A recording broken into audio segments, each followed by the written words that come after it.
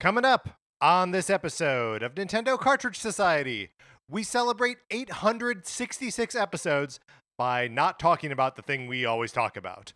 I found a mirror under the table, so the Nintendo Cartridge Society finds a mirror with you.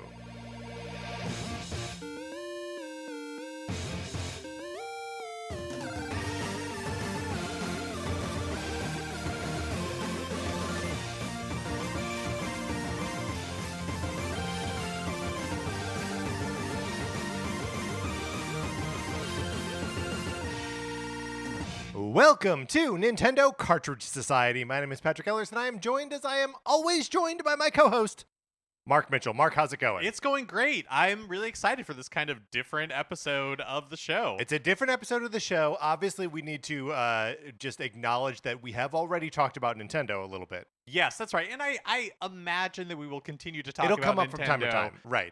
Yes. But this is like the beginning of the Mirror Saga in Zelda 2, The Adventure Yes, of Link. that's right. Although when you were reading it, I was like, this feels a little like Matt Lowery, doesn't it? How do you mean? I found a mirror under the table, like you're trying to trick someone into something? Yeah. It does a little bit. Also, what are you doing with a mirror under the table? Right. That's a sketchy mirror. Exactly. That's what I'm saying.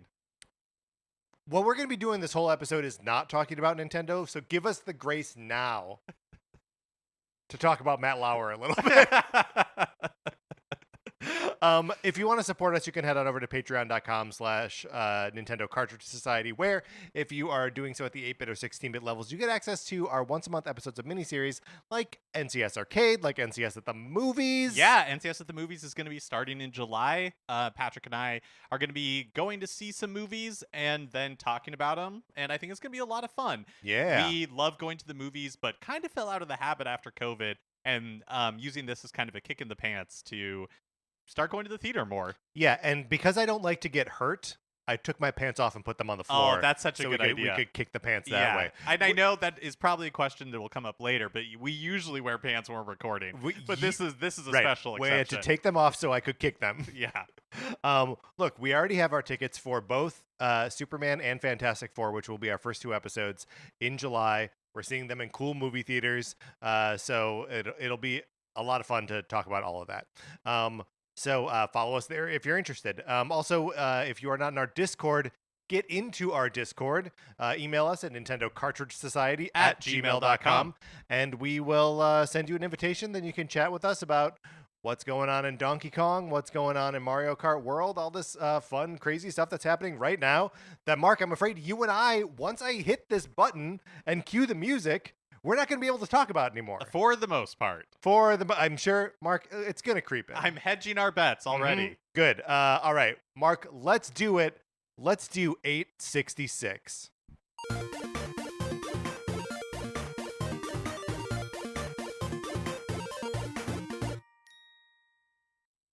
So normally when we do a 433, we have a recording of 433 going on in the background, and we use that as sort of a rough timer. Obviously, we blow past it pretty frequently. And for this, we're just going to do kind of free form, however long we want to talk about the prompt. Yeah, that's right. And so we've been talking about this on previous episodes of the show leading up to this, but we're celebrating our 866th episode today. Right.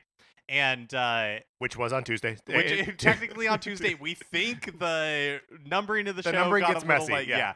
But so we're like the Amazing Spider-Man, right? And at some point we tried to like reclaim some numbering, and you're like, do you count Superior Spider-Man, or is that really its own thing? There was no Amazing Spider-Man at that time. Do you count all the annuals? How does the numbering work? Right. But we're celebrating 866 episodes of this show. And on Tuesdays on news episodes, we have a 433 segment where we talk about something not at all Nintendo related. Yes. So for the past few weeks, we've been asking listeners to send in topics, questions, anything they'd like to hear us talk about that's generally not Nintendo related, just to celebrate 8 years of this show, 866 episodes. Yes, like 8.5. We've been doing the show a long time, and it can be kind of dizzying to think about it. I also, like, one of the reasons that, Mark, you and I started doing this show is that we had fallen a little bit just like out of touch as friends, just Yeah, like that we hadn't totally. seen each other that much, but would keep up with each other by like texting each other Nintendo news, and then we're like, we should just do a Nintendo podcast together. But it feels like right now that we are removing the training wheels on our relationship. We can't talk about Nintendo now for like an hour or more. Yeah, that's right. I mean, again, we will, but because we're incapable of not talking about That's it. right. But yeah, thank you so much to everybody who wrote in. Yes. We really appreciate it. We got a lot. We have a lot to get through, and we have a lot of topics. So we'll be sort of like glancing through some of these. But a lot of you that emailed us with many topics and many questions, we are going to be banking those. Oh yeah, you're doing the Lord's work. You are prepping 433s for the future. Because let me tell you something that we hate doing after preparing a news episode and like figuring out the cold open joke and like all this other stuff. It's like, what do you want to talk about for 433? There's so many times that Patrick and I are just like looking around a room desperately, right. something to spark our what are your favorite chairs? Yeah, so thank you so much to everybody who wrote in, and there are some great ones in here we won't be able to get to today, but that will be used for future 433. Yes, absolutely. No part of this buffalo is going to go to waste. That's right. We're going to use the whole thing. Even the poop, Mark. We're going to use the poop. We're using the poop. That's the NCS promise to you. Should we dive in? Let's do it. Okay, we got an email from Keith. Keith, who, by the way, was the first person to email us, I believe, by the time I woke up the next morning after we first asked for 866 topics. Got an email from Keith. Keith writes a very nice email sharing some personal information with us before asking us for personal information. And Keith, to spare you from putting you on blast, we're not going to repeat that stuff here, but it's lovely. Thank you. And we loved reading all of the information about people, how people found the show and all of that. So thank you to everybody. So Keith's first question is, what is your biggest non-gaming passion? Mark already making a face, not quite sure how he's going to approach this one. Yeah, it's a great question. Yeah. What is your biggest non-gaming passion? I guess I would say travel. Yeah. That really has come about like when I met my husband, because he really loves to travel, and so I've been the beneficiary of that. So yeah, I would say travel maybe. Would you like the travel as much if you had to do the bulk of the planning? No, I am. Because he does a lot of that planning. Yes. All of it. I mean, let's be very real. Yeah. So no, I definitely wouldn't. I feel like I, generally speaking, am like very much a homebody. Yeah. Like, so no, if it weren't for him, I don't think I would travel as much as I do, for sure. But that is a cool thing to like have discovered about yourself and about your relationship later in life. Like I think that's cool. Not to say that you are at a point later in your life. I realize no, I'm basically dead. I said that, but like you're not dead, Mark. I'm not dead. I'm basically dead. No, that's not okay. And then I guess I would say for me, probably music would be one of my bigger non-gaming passions. I also, obviously really like comics, and I've been doing work with like the Ninja Turtles for a couple years now. I am currently working on a Ninja Turtles thing that I can't really talk about, but I can say that I'm working on something. Like that's the comic book storytelling is another thing that like I came to like way later than people come to comics. Like it probably wasn't until I was well after I graduated college that I was like, oh yeah, I want to get into comics and the sort of like literary analysis of them. I think we just through happenstance, because we didn't know each other for like 5, 6, 7 more years or something. Both happened to get into comics around the time of the New 52. Yeah, well, but the New 52, that was right around the time that we did meet. Really? New 52 was the 2011. Oh, okay, so yeah, maybe it was only like 3 years later or something. Yeah. Yeah. I mean, that makes sense. It was only a few years before I moved out to LA that I started getting into comics. And the New 52, of course, refers to DC Comics did a like line-wide relaunch with 52 brand new number ones and therefore 52 brand new series, which theoretically like reset all of the continuity. And it did that really hard in some places, kinda a little bit in some places, and not at all in others, which was just a big, huge mess.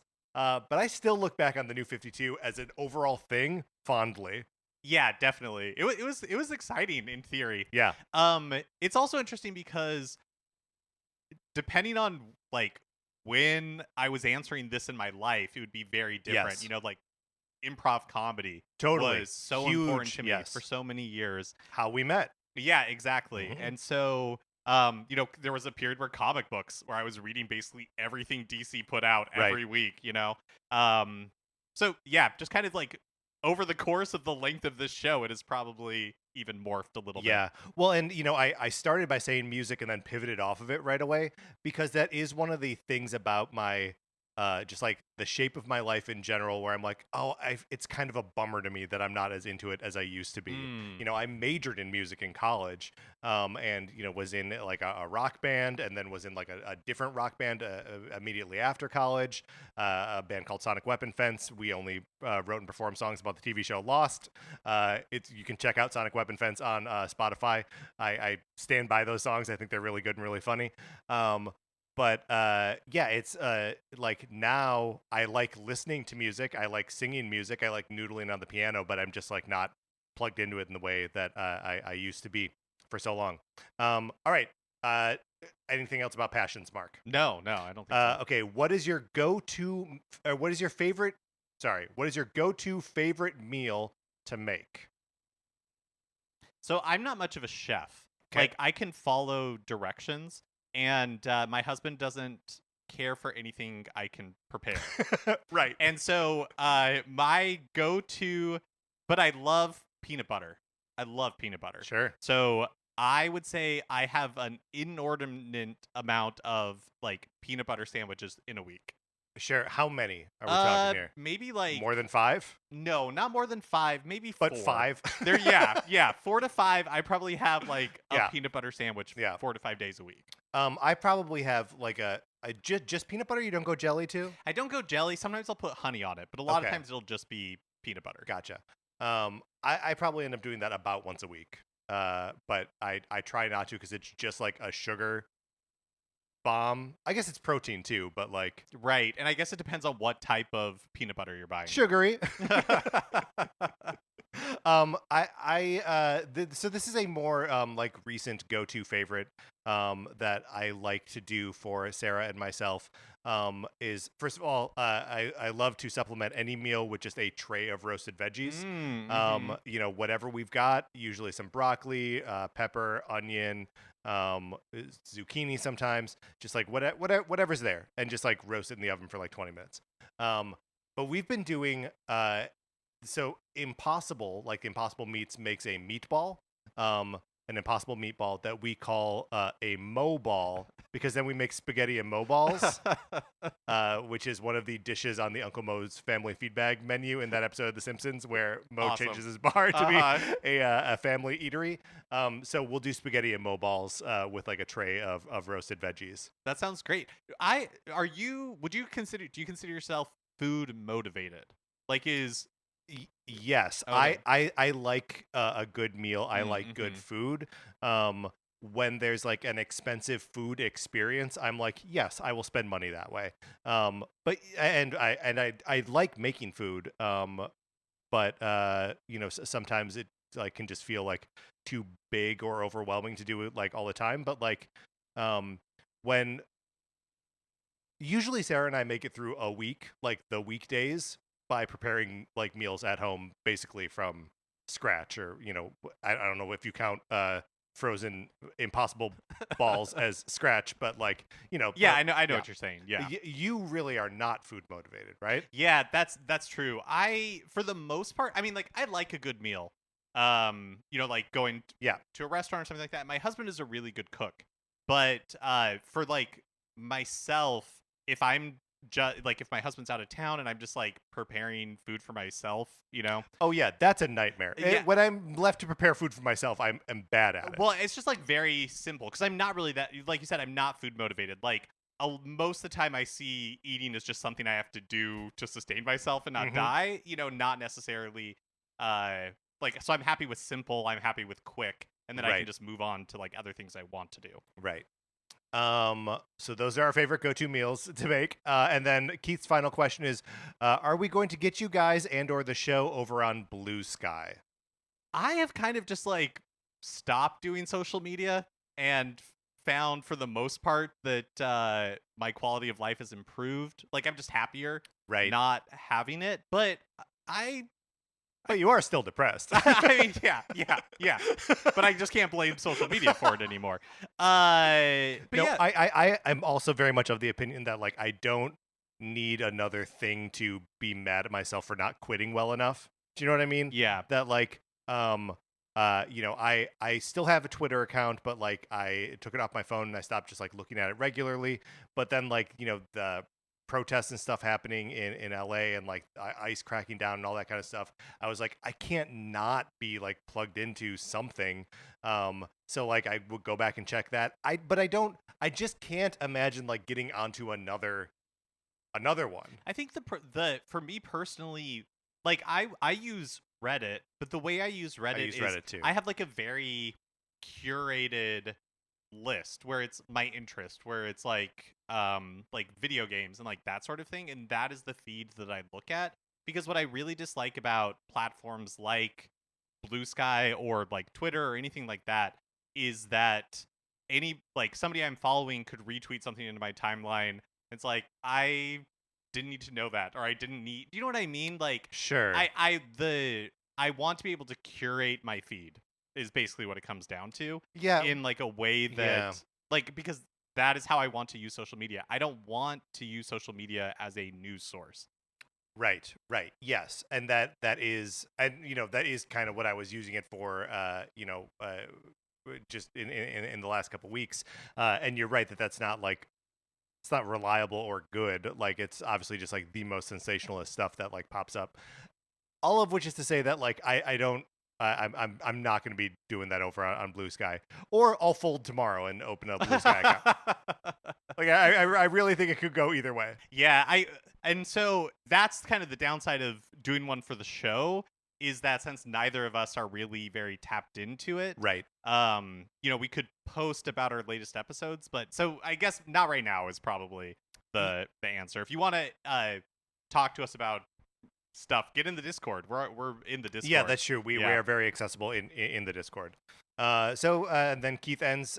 Take care, Keith. Thanks, Keith. Yeah, Keith. Thank you so much. All right. Up next, we have this is from Kurt. Yes, an email from Kurt. Kurt says, "Hey, ya fellas. Hope I'm not too late." Kurt, you are not. I always love hearing you chat about whatever, so I've brought some to chew on for you. By the way, I love the John Cage bit, and I actually have a favorite rendition of 433. And then we have a YouTube link there, and we will be. Actually, I'm going to click on it right now. We're not going to use it. I just want to see what it is. Oh, okay, yeah. I'll keep reading. I'm slowly catching up on episodes. It's been a journey since 2024. Yeah, there are a lot of episodes, and every once in a blue moon. Okay, I'm sorry. Oh yeah, okay. I clicked on the link. Hi. I got rickrolled. So Kurt, good job. Good job, Kurt. It worked. Okay, I'm slowly catching up on episodes, and every once in a blue moon, there's a mention of Lost. Here we go, Sonic Weapon Fence, a show I used to obsess over. But the last season episode soured me so much that my love for the show kind of evaporated. So refresh my mind, what was it that made Lost so good? Ooh, I will maintain always that questions are better than answers, and no one was better at asking questions than Lost. Also, the music was incredible, like knocked down some of the best music on TV. Tons of great performances. And like there was also just times where you're like, I can't believe they're juggling these stories for this long. There'd be 26 episode seasons. Yeah. It is totally bonkers. Yes. In those first couple of seasons. I recently, probably the last year, started a Lost rewatch, got maybe through the 5th season and fell off of it. But through the 5th season, all the way to the time travel stuff? Yeah. Okay. Yeah. But it was not like the best experience of watching it in that when there were like parts I weren't interested in, or it was like, oh yeah, I remember this, I don't care. It was just like fast forward through it, which is not really the best way to do it. But sometimes when you describe that method of watching TV, it freaks me out. Because we were talking about you doing that with Taskmaster too, of like skipping like intro parts. And I was just like, oh God, Mark, you're not watching the show. Yeah, but you know, I've seen all of Lost before. Sure. And I would say like the characters, the characters are really good. The relationships are really good. Like you said, really great performances.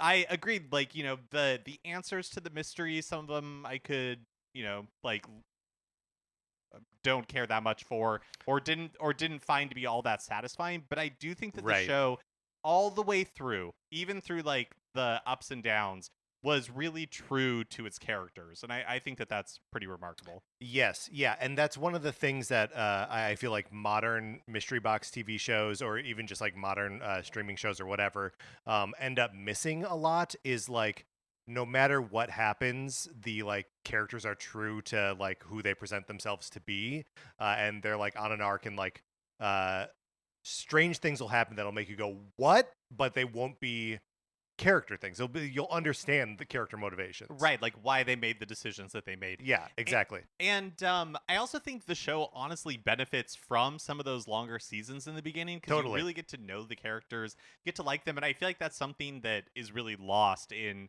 the 10 episode, 13 episode streaming seasons. Absolutely, yeah. Where there's not very much room as just like, oh, we just really like seeing these characters hang out together, and it's just fun to spend time with them. And I think Lost has a lot of good episodes like that.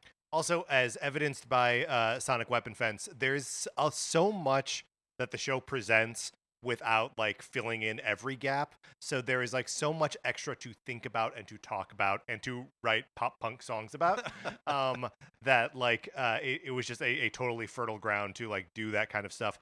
I wrote a song called Subject: Rabbit, and it was about like Dharma scientists using rabbits, like various numbered rabbits, in experiments, and like that's all extrapolated from what we see on the show, and it's just a funny concept, and the show's full of that kind of stuff.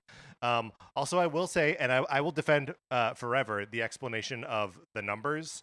That there are these magical numbers out there in the universe that correspond to coordinates on this lighthouse compass thing that indicates our 6 potential like caretakers of the island, and those numbers appearing everywhere in the world was the island trying to express itself to be like, these are the 6 people that need to get here.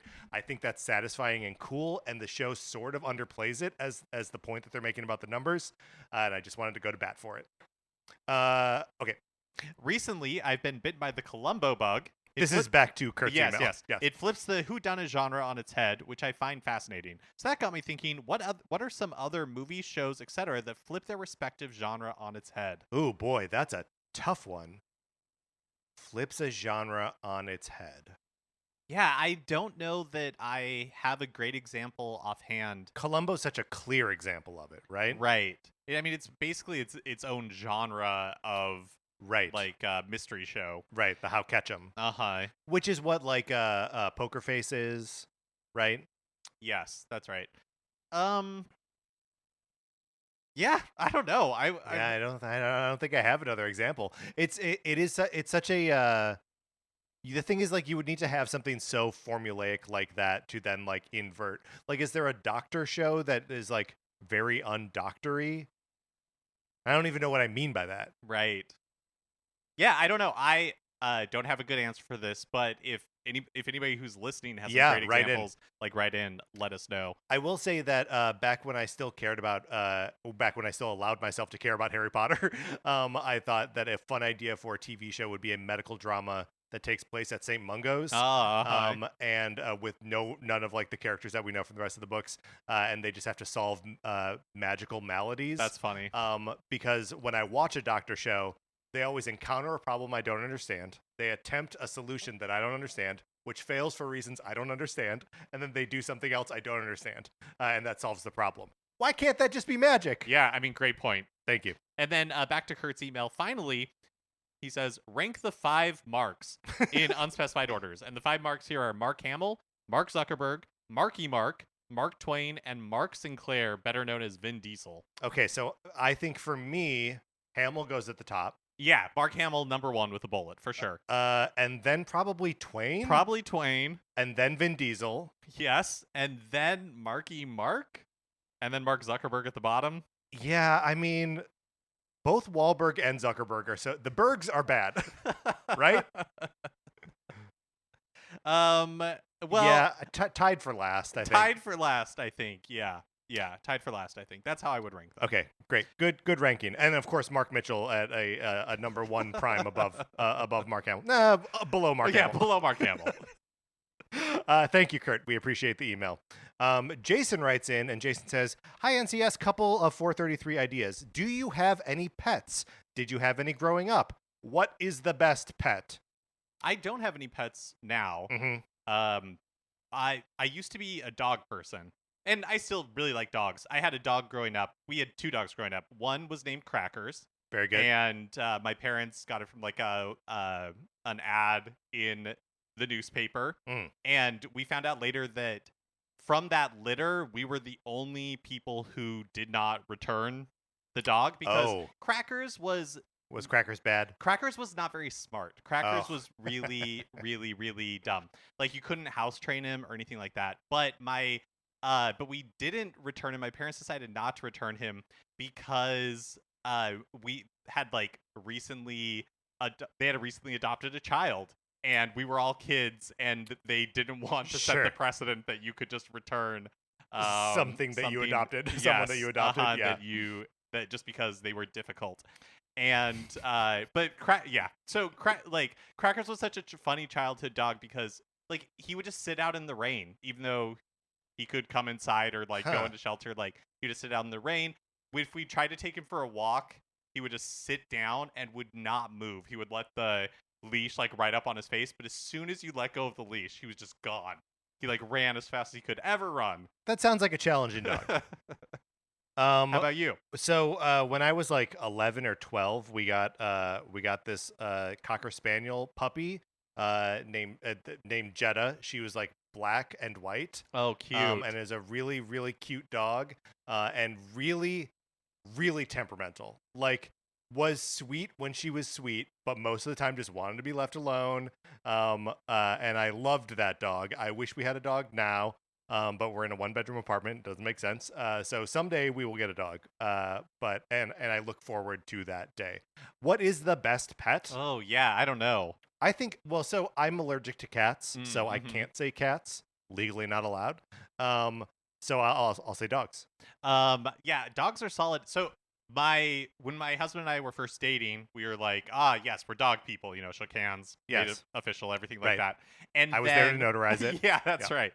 And then over like the past 2 years, like 2 years ago, he started sending me cat videos. Right. And so now I really like cats. Like the naughtier, the better. Yes. But I don't know. Wait, do you want a naughty little demon in your house? No, see, I don't think so. I think I just like I like that they exist in the world. But I'm also going to give a shout out to, I think that capybaras would make great pets, and I wish it was legal in California to own them. You would need like a little a hot spring with lemons in it, I would right? do that. I'd do that for a capybara. Jason also asks, discuss horses for 433. Have you ever been horseback riding? I have, but not in my adult life. Yeah. As an adult, I have a pretty strict, like, I don't like or trust horses. Really? They're too big. They got too many teeth. Their feet are knives. I don't trust them. I like horses. I've never really done anything more than just like be at a dude ranch, walk in a line with all these other horses. You know what I mean? Yeah. I've never like really experienced horse ownership or anything like that, but I do like horses. I live very near the equestrian district in the Atwater Village, so sometimes I will see horses walking down the street, and that's cool. Jason also asks, what is your recording setup? What do you use to record? So when Mark and I are in person, which we usually are when we record these episodes, we are using a Focusrite preamp with 2 like SLR inputs for the microphones, and we're using SM58s, handheld microphones, sort of like classic rock and roll singer microphones. that I was once at a sound check where a guy was like, "This thing's more reliable than a hammer," and then he hit the stage with it, and like nothing happened to the microphone. And then we also pipe out my computer audio to the Focusrite, so it takes our music and plays that live. Or if we ever need to do music cues for anything else, I'm queuing that all up from my computer. I record into GarageBand, and that's basically how we do. It's basically how we do this. Yeah, Patrick's like producing it live most of the time. And then when we are doing it remote, we are totally inconsistent with what software we use to communicate. It used to be Zoom for a little bit, then it was like Google Hangouts, FaceTime. Yeah, whatever has the least amount of lag that day. That's is basically what we settle on. And Mark has a Zoom recorder, right? That we got during the pandemic. Is that right? I borrowed yours for years and years and years. Then I finally bought my own. That's right. Like a couple of years ago. Right at the beginning of COVID, when like we were getting word that like everyone was going to be locked down, and we were like, oh, so we probably shouldn't be in the same room together. I remember like rushing a like recording care package over to Mark's house with like a microphone and a mic cable and the Zoom in it. And just being like, all right, see ya in whenever, you know? Right. Yeah. That was we probably didn't see each other in person for a year after that, probably. Yeah. So that's what we use.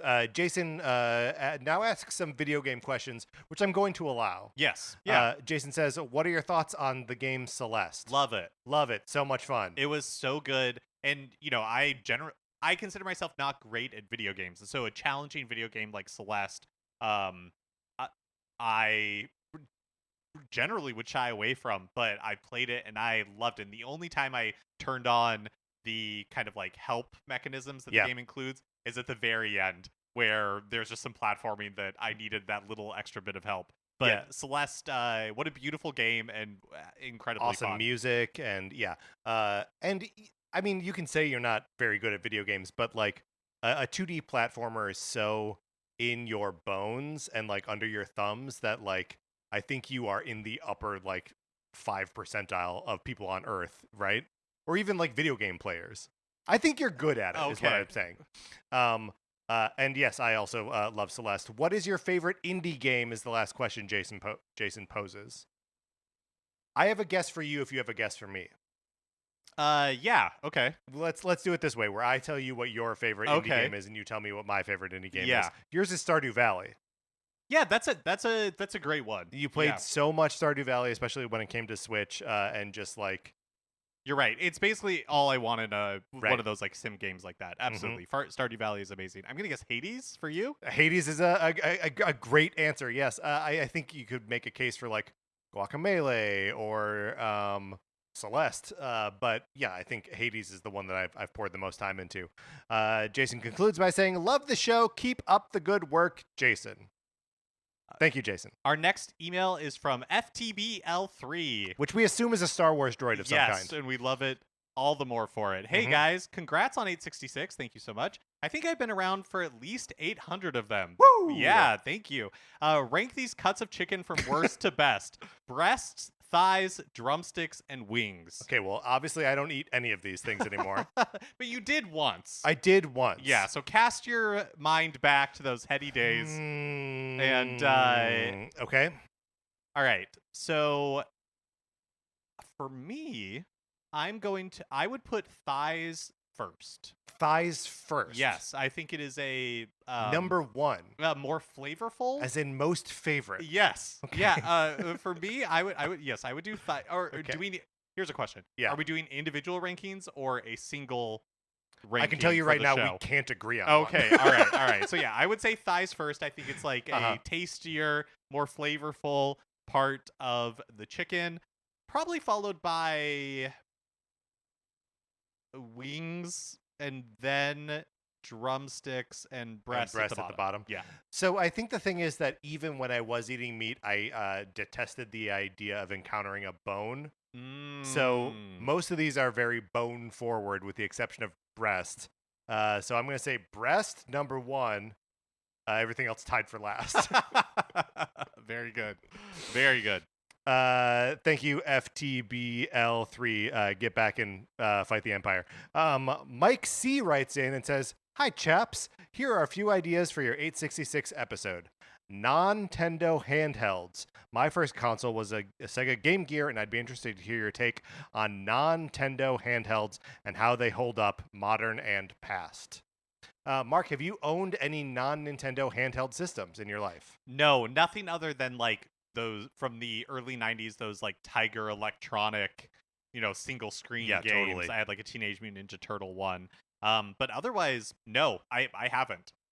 Yeah, and now that I'm thinking about it, neither have I, with the exception of like the Analog Pocket. No, which... that's not true. You've owned the PlayStation Portable yes. or the Vita. I own the Vita. That's right. You are correct. I had the Vita for I think less than a year before I was like, what am I doing? Oh, with this? Really? I think so. Like, what games did I really play on? I played the Assassin's Creed that was on there. You had their Smash Brothers equivalent. Yes, I did. Whatever I can't remember what that called. was All Stars or something. Yeah, it was Sony PlayStation All Stars Battle Royale is the name of the game. Because you got it for free on the Vita when you bought it on PS3. So I played like Uncharted, Golden Abyss, and like maybe a handful of other games on there. But yeah, I don't know. I think like I need it to just like be a Nintendo thing. It's weird that there are so many handhelds right now, right? Like neither of us own a Steam Deck or like a Playdate or any of these like kind of cool machines that do either very specific things or just like the generalized game computer thing. And I've just never really felt a pull towards either.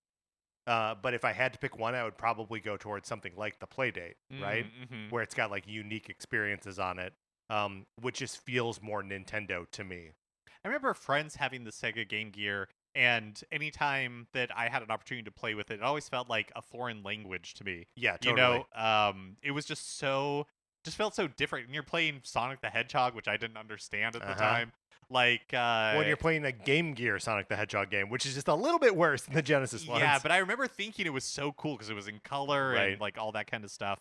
I think my memory is that one of my friends had like the TV tuner that you could plug into it, and it had like a little antenna in the back for the Game Gear. That's my memory, but I can't. Some of these things are hard to remember because I have a memory that my friend Hannah had the Neo Geo not Neo Geo, the TurboGrafx 16 handheld that just used the TurboGrafx games that you just like put them in there.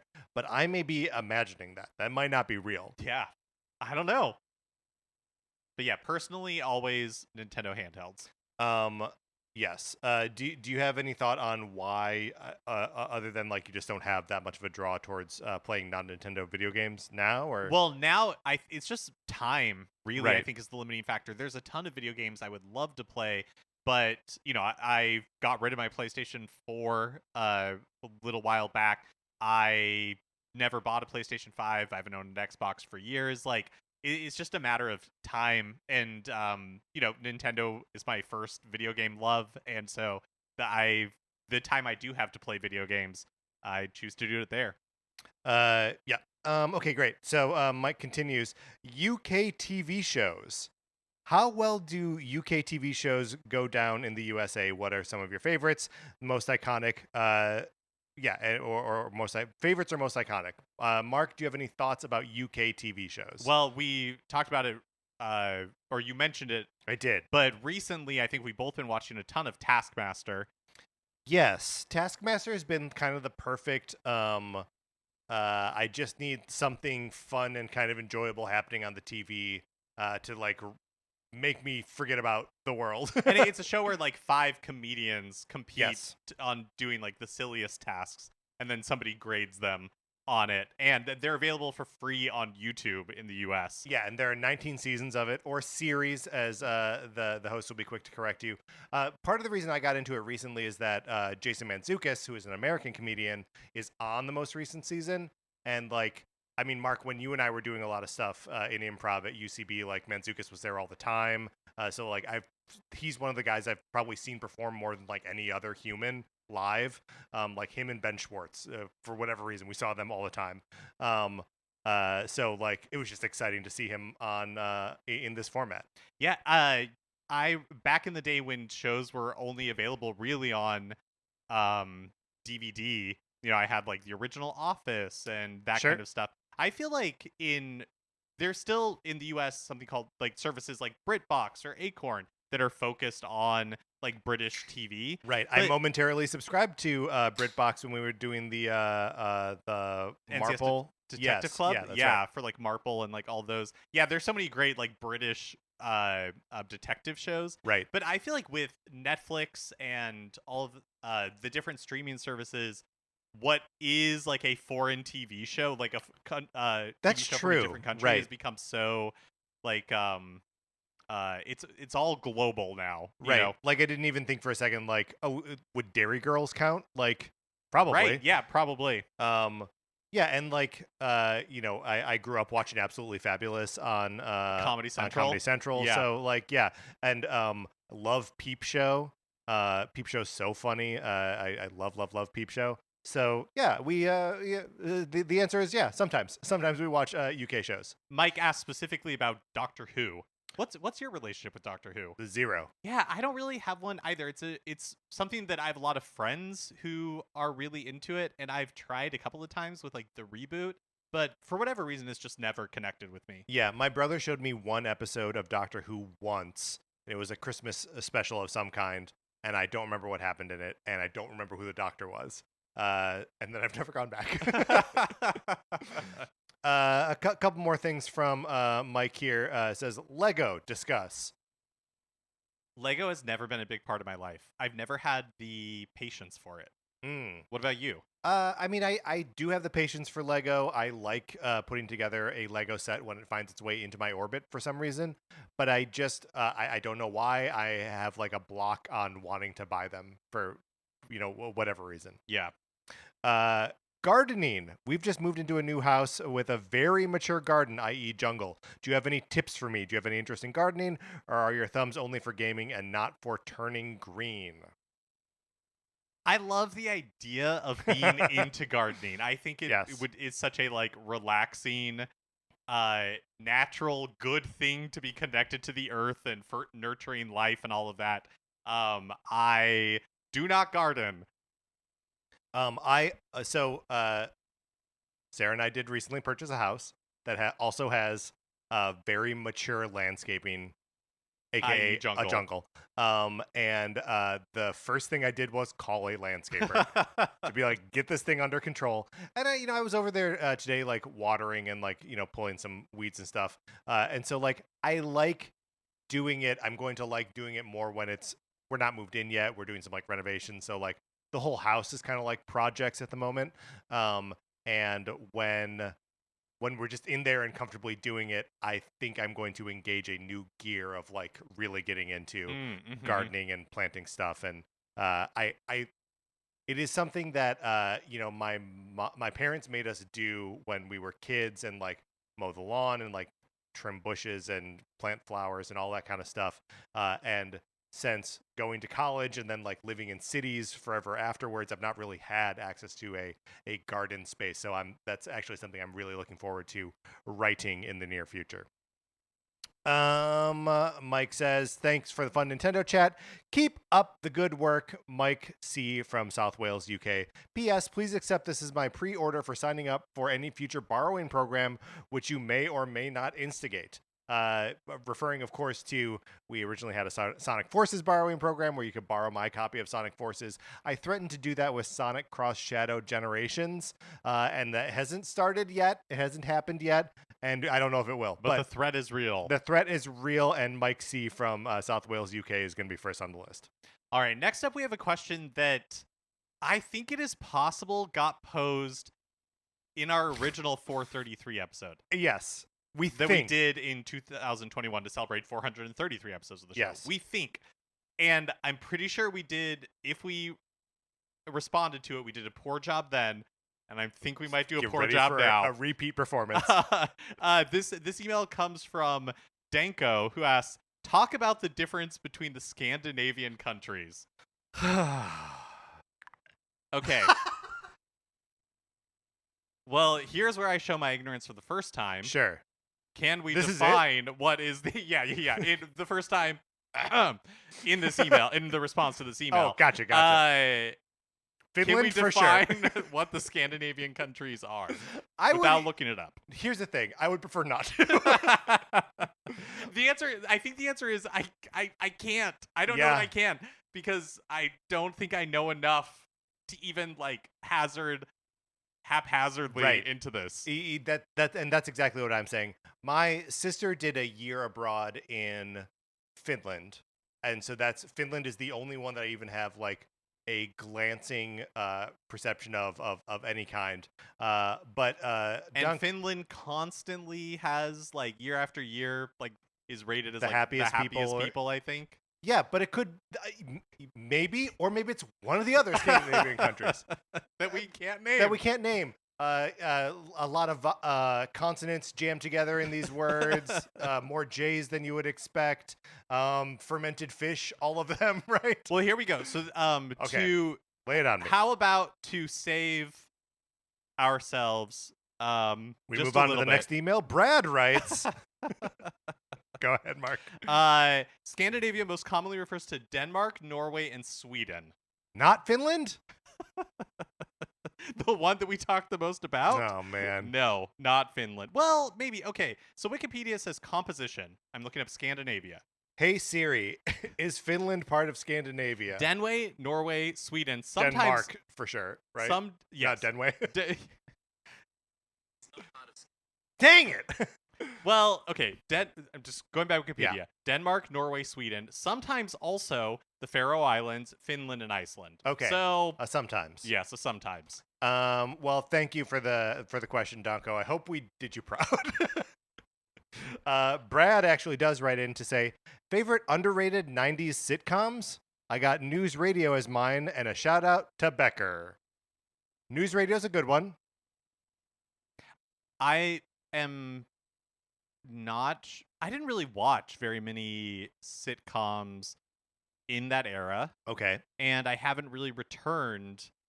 Like, mostly what I was watching in this era were the like family shows that were as part of the TGIF block that used to be on ABC. So like on a step Friday by nights. step. Yeah, Family Matters. Right. A Full House. Right. A fourth one. Right. Hanging with Mr. Cooper, shall we say. Have we talked recently about the first episode of Hanging with Mr. Cooper?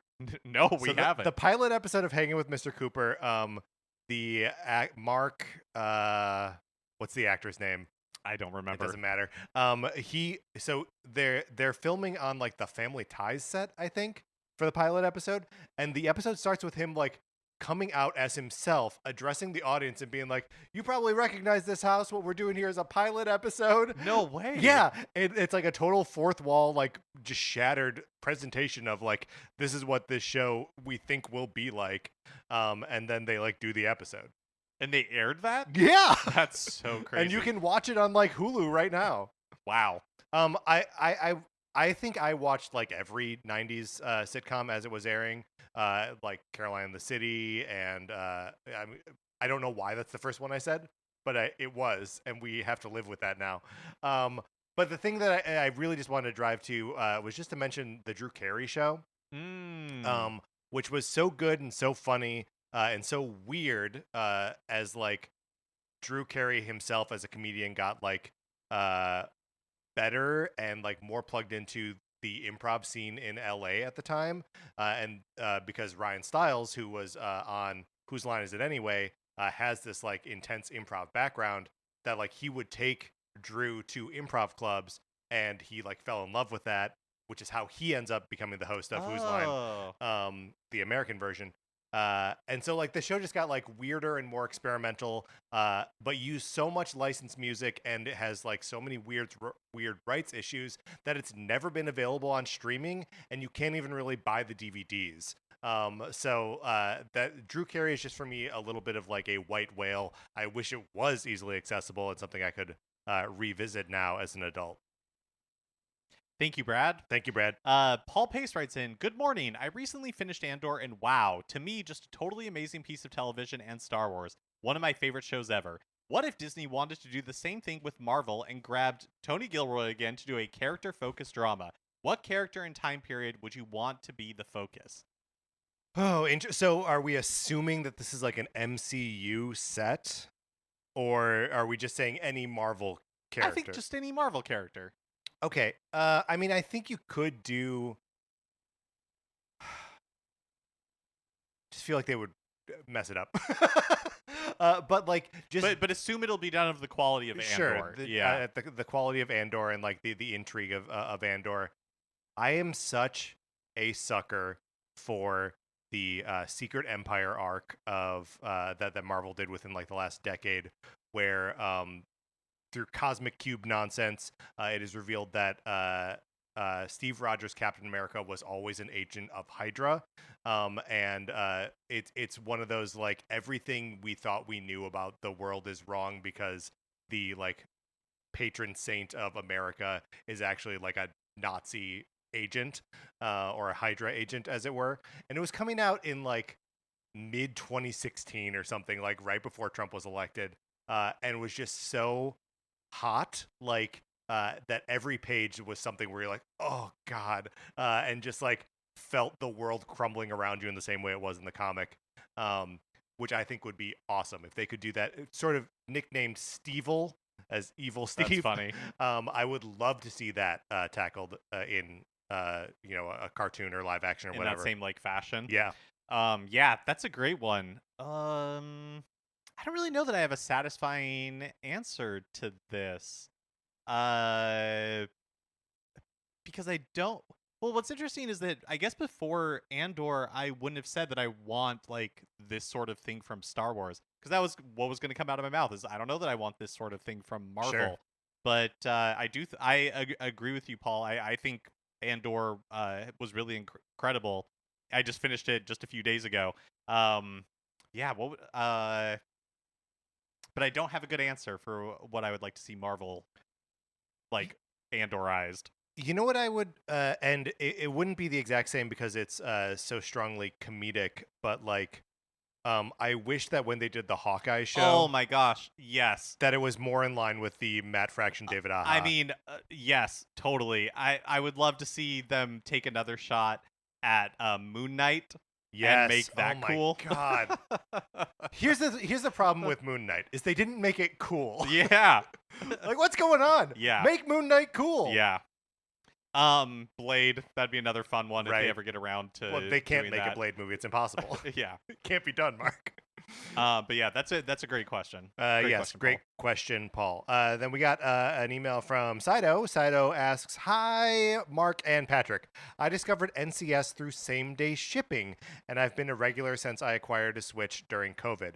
I miss SDS very much, so I thought I'd ask, do you have any non-Nintendo-related ships that have been on your mind lately? Thank you for the podcast. Sincerely, Sido." So, same-day shipping, for those who have not been listening to all of my podcasts for the last 10 years, was a show that I did with Clara Morris, Ryan Mogi, and Kelly Nugent, all of whom have been on the show at one point or another.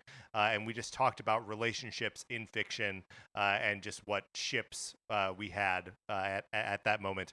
I do think we are going to be putting out some new episodes of same-day shipping this year, but that has very much become just like an interstitial thing that happens sometimes. But Mark, do you have any ships that have been on your mind lately? So by ships, do we mean like definitionally two characters that aren't together, or okay, so they don't have to not be together. Oh, you can ship characters that are together. Okay. Also, Mark, 2025, it doesn't have to be two characters. You can ship multiple. I have a very boring answer, and it's like maybe the like oldest possible answer, but I've got Superman fever right now. Really? Yes, I'm just like, I'm excited about the James Gunn Superman movie. I think it's gonna be good, and maybe I'll eat my words on that, who knows. But I think the chemistry between Clark and Lois is such an important part of that series, and I think Rachel Brosnahan and David Cornsweet, is his name David? Is his last name Cornsweet? His last name is Cornsweet, and that's just something we all have to accept into our hearts. It does sound like a fake last name of someone who playing someone from Kansas, right? But I'm feeling that ship right now. The Clark and Lois. Yeah, that's fun. Is it a cop-out answer to say that, like, shipping is not something that that has ever been, like, an interest of mine? Do you know what I mean? Yes, I do. Like, kind of that, like, fan fiction world and all that kind of stuff. So, yeah, I guess that's kind of like my boring, terrible answer is I don't think about it. Here, the thing is, I think that's a normal way to interact with fiction, and largely how I interact with fiction. But I love talking about TV shows and movies and books and comics and video games with those three people, and we had this like angle of shipping that we thought was fun and a good way to like get dirty and funny and all that kind of stuff. So like, yeah, it's not really how I engage with stuff, but I'll do it if it means we can do a same day shipping. Then Saito concludes by saying, "Thank you for the podcast, sincerely, Saito." Friend of the show Kyle Seaborn wrote in saying, "Hey gents, 2 quick 866 questions for you. When you go on vacation, what type of vacationer are you? Vacationer! Do you like planning lots of things out and mostly sticking to an itinerary or list of things to do? Or are you in brain shutdown mode and taking it totally easy?" So I would love to do brain shutdown mode and take it totally easy. I think that is the thing that I am lacking in my day-to-day life. I feel like I'm pretty tightly scheduled, and so that is what I would like to do on vacation. I am so, Mark, I know that you have been doing a lot of travel over the last, I don't know, 8 years, 10 years. But like, I tend not to travel unless it is to visit a family member or to attend a specific thing. And I feel like those end up being pretty tightly scheduled too. So, I think I prefer to do brain shutdown mode, but I rarely get there. Yeah, I again, left to my own devices, I would lean more towards the brain shutdown mode. But I just feel like, especially as an adult, there are so few opportunities for something like that. Totally. It's just like, right. The goal is relaxation. The goal is not to have like a checklist of things to do and everything like that. My husband is the opposite of that. He likes the checklist. He does not care for hangout vacations. He feels like if he's going somewhere, he wants to like experience it. He wants to see it. And so I am a huge beneficiary of that, because when we go places, like you were saying earlier, Patrick, he does a lot of planning. And so I am along for the ride. Like, and so the first time we went on like a big trip together, I was such a terrible like travel companion, where I was complaining. I was like, why are we doing this? I don't want to do this. And he was like, well, then you should have planned it. Like, you should have, contributed. Right. And so I still don't really contribute. But now I don't complain. That's tough feedback to hear, but it is but fair. Totally fair. Of course. That's the fairest feedback is the hardest to hear, Mark. Yeah. And so I still don't really contribute in the planning. He really enjoys planning travel, and if there's something in like a city or an area that I'm really interested in or want to do, then I will offer that up as like something we could potentially do. But for the most part, it's first thing you have to ask is how many Nintendo stores? How many Nintendo stores are there? Is there like an amusement park nearby that we should ride the roller coasters there? But yeah, or is there like a movie museum or something? I still, the couple of times I've been to Vienna, I still have not been able to go to the Third Man Museum. One time because it was still closed after COVID, and another time the scheduling just didn't work. It wasn't open the day that we were there. But yeah, so my vacations are mostly the like laundry list of things to do, and it's always incredible. I feel like what I've learned through travel is that the hardest things are the ones that are most worth it, where it's like you have to get up the earliest, or you have to. Sure. Like, it's an inconvenience to do, but it turns out totally worth it. Kyle also asked, what is a habit of yours that drives your significant other nuts? I'll go first on this one. So because Mark, you and I have done improv comedy, and now that like podcasts are sort of an extension of that, one of the things that improv teaches is to sort of like revel in and use the mistakes or like the weird little idiosyncrasies of somebody's brain. Someone expresses something in an interesting way that can be like taken another way, to use that and play that because it's fun and everyone heard it, so like you have to acknowledge it anyway. And so I love that, and that's something that I love when people call out in me when I misspeak or something, and then we can play with that. But Sarah hates it when I do that, and I almost can't control it.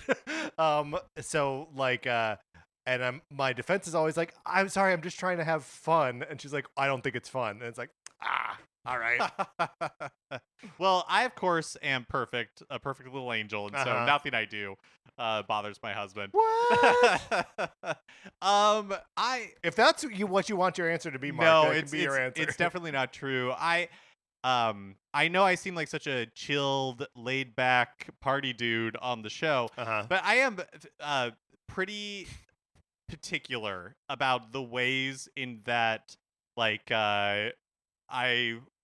how the dishwasher is loaded. Sure. Like, how trash bag liners are put into the trash can. And what scent they are. Just like really obnoxious things like that. Sure. And I'm positive that is incredibly irritating to deal with. Because I'm sure if it was like turned around, it would be incredibly irritating. But my husband is very long-suffering and deals with it with such grace. But yeah. I'm like, yeah. I hesitate to even like pose this as a question, but like, are there things that we do that drive each other nuts? Interesting. Because I don't think so, but I might be wrong. Maybe I'm misreading it. I don't think so. I can't think of anything. I think we have a pretty easy working relationship together, and sometimes we're both putting something off, but it's rare that like one of us is putting something off and the other one is like, hey, you said you were going to do this. Do you know what I mean? I do know what you mean. I feel like, we somehow or another, it has just worked. Like, there's not one person who compiles the news and we don't assign who is going to do it. Right. It's just kind of like whoever has time to do it will just get into the doc and start putting it together. Sometimes we'll both be in there adding stuff before the show. Which is, of course, the best. Yeah, for sure. Sometimes neither of us have time, so we do like a news jam like right before we record. Which is also fun. Yeah, it has been a very easy working relationship. Yeah. Isn't that weird? It is. Because we don't do that much planning for this show. We really don't. Right. And so the fact that it has... We do have 2 weeks worth of topic episodes banked right now. But that's like pretty rare. That's rare, yes. Yeah, and it only happens when... for the most part, when there's travel, right? When like our schedules don't meet up. And so, yeah, I don't know. It is pretty remarkable, I think. Thank you, Kyle, for that email. And that went great. I was like, I don't know if this question is gonna like bring up some stuff, but it did. Deep-seated resentment. I mean, like, actually, now's the time. We got an email from Steve-O. Steve-O actually gave us a ton of 433 options, and hey, guess what, Steve-O? We're banking all but one of these.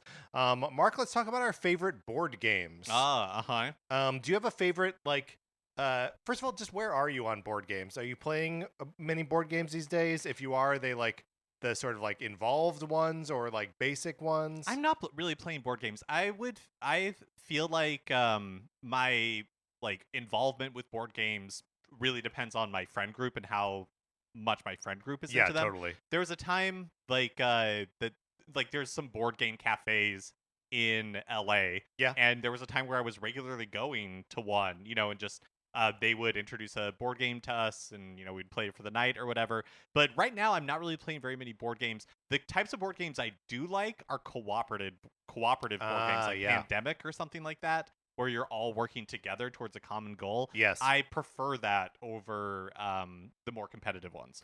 Can I tell you what kind of board games I like? Board games and party games that I really don't like are the ones where you have to lie to your friends or where your friends have to lie to you. I don't know. I just don't care for it. Yeah, so like just like the most basic party game like Mafia or like Werewolf or something. You're like, no thank you. I'm like, no thank you. I don't want to lie to my friends. Do you think that would extend to a game like Survivor, like a reality TV show game where manipulation and lying and like betraying people is just kind of all part and parcel. Well, I have seen one episode of Survivor. But you get the idea. Sure. I mean, I feel like I would hate that experience just in general. I don't want to skip dinner. I feel like you got to skip a couple to be on Survivor. And yes, I mean the like manipulating and like lying and positioning to like get people either on your side or like against someone else. Much in the way that you're like, I want to do a cooperative game. I feel like I want to do a cooperative social game as well. Yeah. I think those are fun. I have no problem lying to friends in the context of a game. I see. Okay. Like, yeah. And I have no problem lying to friends in the context of regular life. You just don't want to play Mafia. You can just say that. There are other games like that. Yeah. And then Steve-O closes out by saying, thanks for all the great episodes. Here's to episode 1299. Yeah, like 4 more years. May we be so lucky. Up next is an email from Chariot Goblin. Chariot Goblin writes in, hey NCS, what are your thoughts on King of the Hill and its upcoming reboot? What a question. Mark, do you remember being into King of the Hill when it was on TV originally? No, I guarantee you I was not allowed to watch King of the Hill. Just, okay. You weren't allowed? It's so tame. We weren't allowed to watch The Simpsons. We weren't allowed to watch Rugrats. It's more tame than The Simpsons. We weren't allowed to watch Rugrats because Angelica was too rude. mean. Right. Yeah, so no, I was not allowed to watch King of the Hill. Okay, have you like come around to King of the Hill in any way, shape, or there form? was a few years ago where I was watching it on Hulu, and I feel like my takeaway from King of the Hill was that there were episodes that I thought were really funny. Like episodes or situations or like lines in specific episodes that I thought were like really funny. And I love seeing the clips that get posted online with like Bobby and Hank. Like, right. I think some of it is very funny, but as an overall experience, I did not particularly care for it.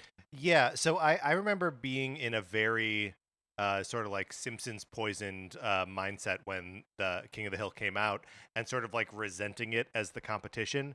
But like, I love Mike Judge, right? And like basically everything else he's done. And every time I've revisited King of the Hill, or like, you know, we talked a lot about King of the Hill on Same Day Shipping just because there are some really fun character dynamics and really great characters there, where I'm like, oh yeah, no, I'm ready for like another swing at King of the Hill. So yeah, I'm ready for it. Thank you, Chariot Goblin. Are you excited for the King of the Hill reboot? Sounds like fun. Then we got an email from friend of the show, Michael Hearn. Michael Hearn writes, hey, Patrick and Mark. I wanted to ask you the general and most obvious movie question. What are your favorites, but with a twist? Letterboxd, the famous social media app and website that encourages reviewing and cataloging of movies into personal diaries, has correspondents that go to red carpets or celebrity events and ask celebrities, usually in their movies, to give their Letterboxd 4. This refers to that everyone's on everyone's profile. You can list your 4 favorite movies as a marker of your tastes and interests. This all sounds nice and quaint, but as it's been shown on the internet, no one can be normal about anything. So, when artists are candid about their interest in films that are maybe more antiquated or unique than normal tastes, responses from social media have sometimes been hostile and accusatory. One famous case is Austin Butler discussed watching The Good, the Bad, and the Ugly as a kid and it having a profound effect on him. An understandable and even gateway opinion for someone familiar with cinephilia, but somehow a lot of TikTokers thought it was offensive because it was something that they hadn't heard of and suggested he was just a try hard for saying something other than a normal kids movie like Toy Story. So I'm asking for each of you to generate your Letterboxd for favorite movies. Yes, but with the caveat that that I want you to lean into the version that would inflame said weirdos on the internet, especially if you're well aware it would be an odd choice for you, for one of you to stand alone with. Think of how people respond to your love of Emio the Smiling Man as a guide. Congrats on so many episodes. Hugs and kisses, Michael Hearn.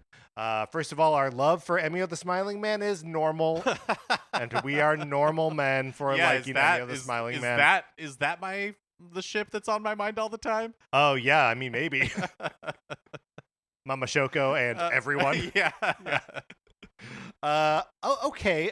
Mark, do you have a 4 that feels like it would be a hot button or like would be like somehow inflammatory? I don't know.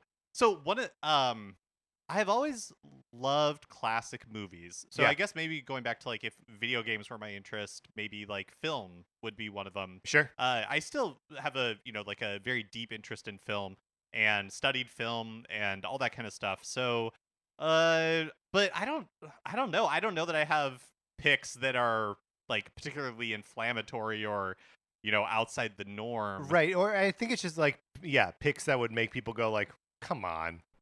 Okay, so we actually took a little break here, Hearn, because we needed to actually come up with our 4 here. Mark, would you like to go first, or would you like me to go first? Go ahead. Okay, so I'm gonna start with one that's maybe not that inflammatory. But these are movies we genuinely like. These are movies that we genuinely like, right? Picking them, to Scott Pilgrim versus the World. Okay. I think is such a good adaptation of the original graphic novels, and ends up saying something really fun and spectacular with it with its presentation. Airheads, the 90s comedy starring Brendan Fraser, Adam Sandler, and Steve Buscemi as a like burnout hard rock band in LA that takes over a radio station. It's got a killer cast. It's maybe the funniest movie out there, and the music's fun. Chris Farley plays a cop. It's great. And then these are my real kind of like these are my like real like poking the bear, trying to get like a reaction. One is the Seventh Seal. A movie that I was exposed to at like a young age and really responded to. I love the imagery of a knight playing chess against death for like control of his soul, and then I like seeing it again in Bill and Ted's Bogus Journey, of course. But love the Seventh Seal, and then a very recent movie that is like a hugely like revelatory thing and makes me reconsider the filmmaker's entire filmography is The Fabelmans. The Spielberg movie, The Fabelmans, which I think is just an excellent, flick. Those are my 4: Fabelmans, Seventh Seal, Airheads, and Scott Pilgrim versus the World. Very good. You are ending with the Spielberg, and I will start with the Spielberg. There we go. I'm starting with AI, artificial intelligence. There we go. What a dark, bleak, yes, like sad movie. That I saw when it first came out when I was, I don't know, 14, 15, something like that, was incredibly moved by. And that's a movie that I think about a lot. The Exterminating Angel is my second pick. What's The Exterminating Angel? So it's a movie about a bunch of wealthy people who have a dinner party, and then at the end of the party, they try to leave, and they find that they can't. There's nothing stopping them. The doors aren't locked. They, there's nothing like physically stopping them. But they are existentially unable to leave. Did the dinner doors party. get smaller? Nope. Did Doors they are get the bigger? Same size. Nope, they are the same size. Right, yeah, they just like existentially are unable to leave the dinner party, and they the longer that they are stuck there, the more like panic overtakes them. All right, this is one where I'm really going to show my butt because I don't know how to pronounce the title, and I'm really unsure how to pronounce the director's and writer's name. Love this. But it's Caché, I think, or like Cash, but Caché by Michael Haneke. Okay. It's a movie about like well-to-do people in Paris who start receiving kind of like threatening and intimidating videotapes of their home, and it's also a movie that I like. And then my final. It sounds very Lost Highway. It's less or like the beginning of Lost Highway. Yeah, it's a lot less like mystical. It's a lot less like there's no like dream logic in it or anything like that. I'm gonna just add Lost Highway onto mine. Yeah. And then my fourth one is Singing in the Rain. Sure. What a perfect movie. Singing in the Rain rules. Yeah. Just cinematic joy. Thank you, Hearn, for putting us through that exercise. Up next, we have an email from Aaron. Aaron writes, "Hi, Patrick and Mark. I wish I was keeping a list of all of the topics you discussed, but were sadly cut short due to the end of the performance." Yeah, often when we're doing a 433. Right, we'll never know the end of it. Yeah. Yes. I generally feel this way when you discuss Star Wars, so I'd like to hear some more Star Wars talk. did you finish Andor? How is the state of Star Wars currently? Okay, so obviously Andor has been brought up before. We're not going to spoil anything about season 2 of Andor here, largely because I haven't finished it yet. As discussed, I've been needing some like downtime, some like turn my brain off time, which is why I've been watching a lot of Taskmaster. And I know that Andor is going to be a show that like inflames the like revolutionary inside of me, and I just don't have the emotional capacity for that right now. We talk sometimes about how we do this show talking about Nintendo, and then we turn off the microphones and continue to talk about Nintendo. A lot of times when we're not talking about Nintendo, we're talking about Star Wars. We're talking about Star Wars and the state of Star Wars. Yes. And I think Star Wars is in a really tricky position. Because I think the further we get away from it, and I think Andor is a good example of this. I really loved Andor. What you realized for like what made Star Wars work so well is that it was coming. So much of it was from the mind of George Lucas, right? And right. So for better or for worse, right? But there was like a perspective there. Yeah. There was with the movies, with like the prequels and the original trilogy, there were stories that he wanted to tell, and so he would tell those stories. And whether the prequels were the most commercial premise, or not. Yeah, that's sure. The story that he wanted to tell. You know what I mean? Right. In the way that he wanted to tell them. You could never make the prequels in the current because the mandate for Lucasfilm now is how much money can we wring out of this? Well, I mean, yes and no, right? Because if you were making decisions solely on what's going to make you the most money, they wouldn't have done an Ahsoka Tano show, right? Like, it's something that I've talked about when recently when they released the Tales of the Empire like animated shorts. Or no, Tales of the Underworld. After they did Tales of the Empire, after they did Tales of the Jedi, where Tales of the Empire focus on I'm not even gonna remember one of the characters' names right now.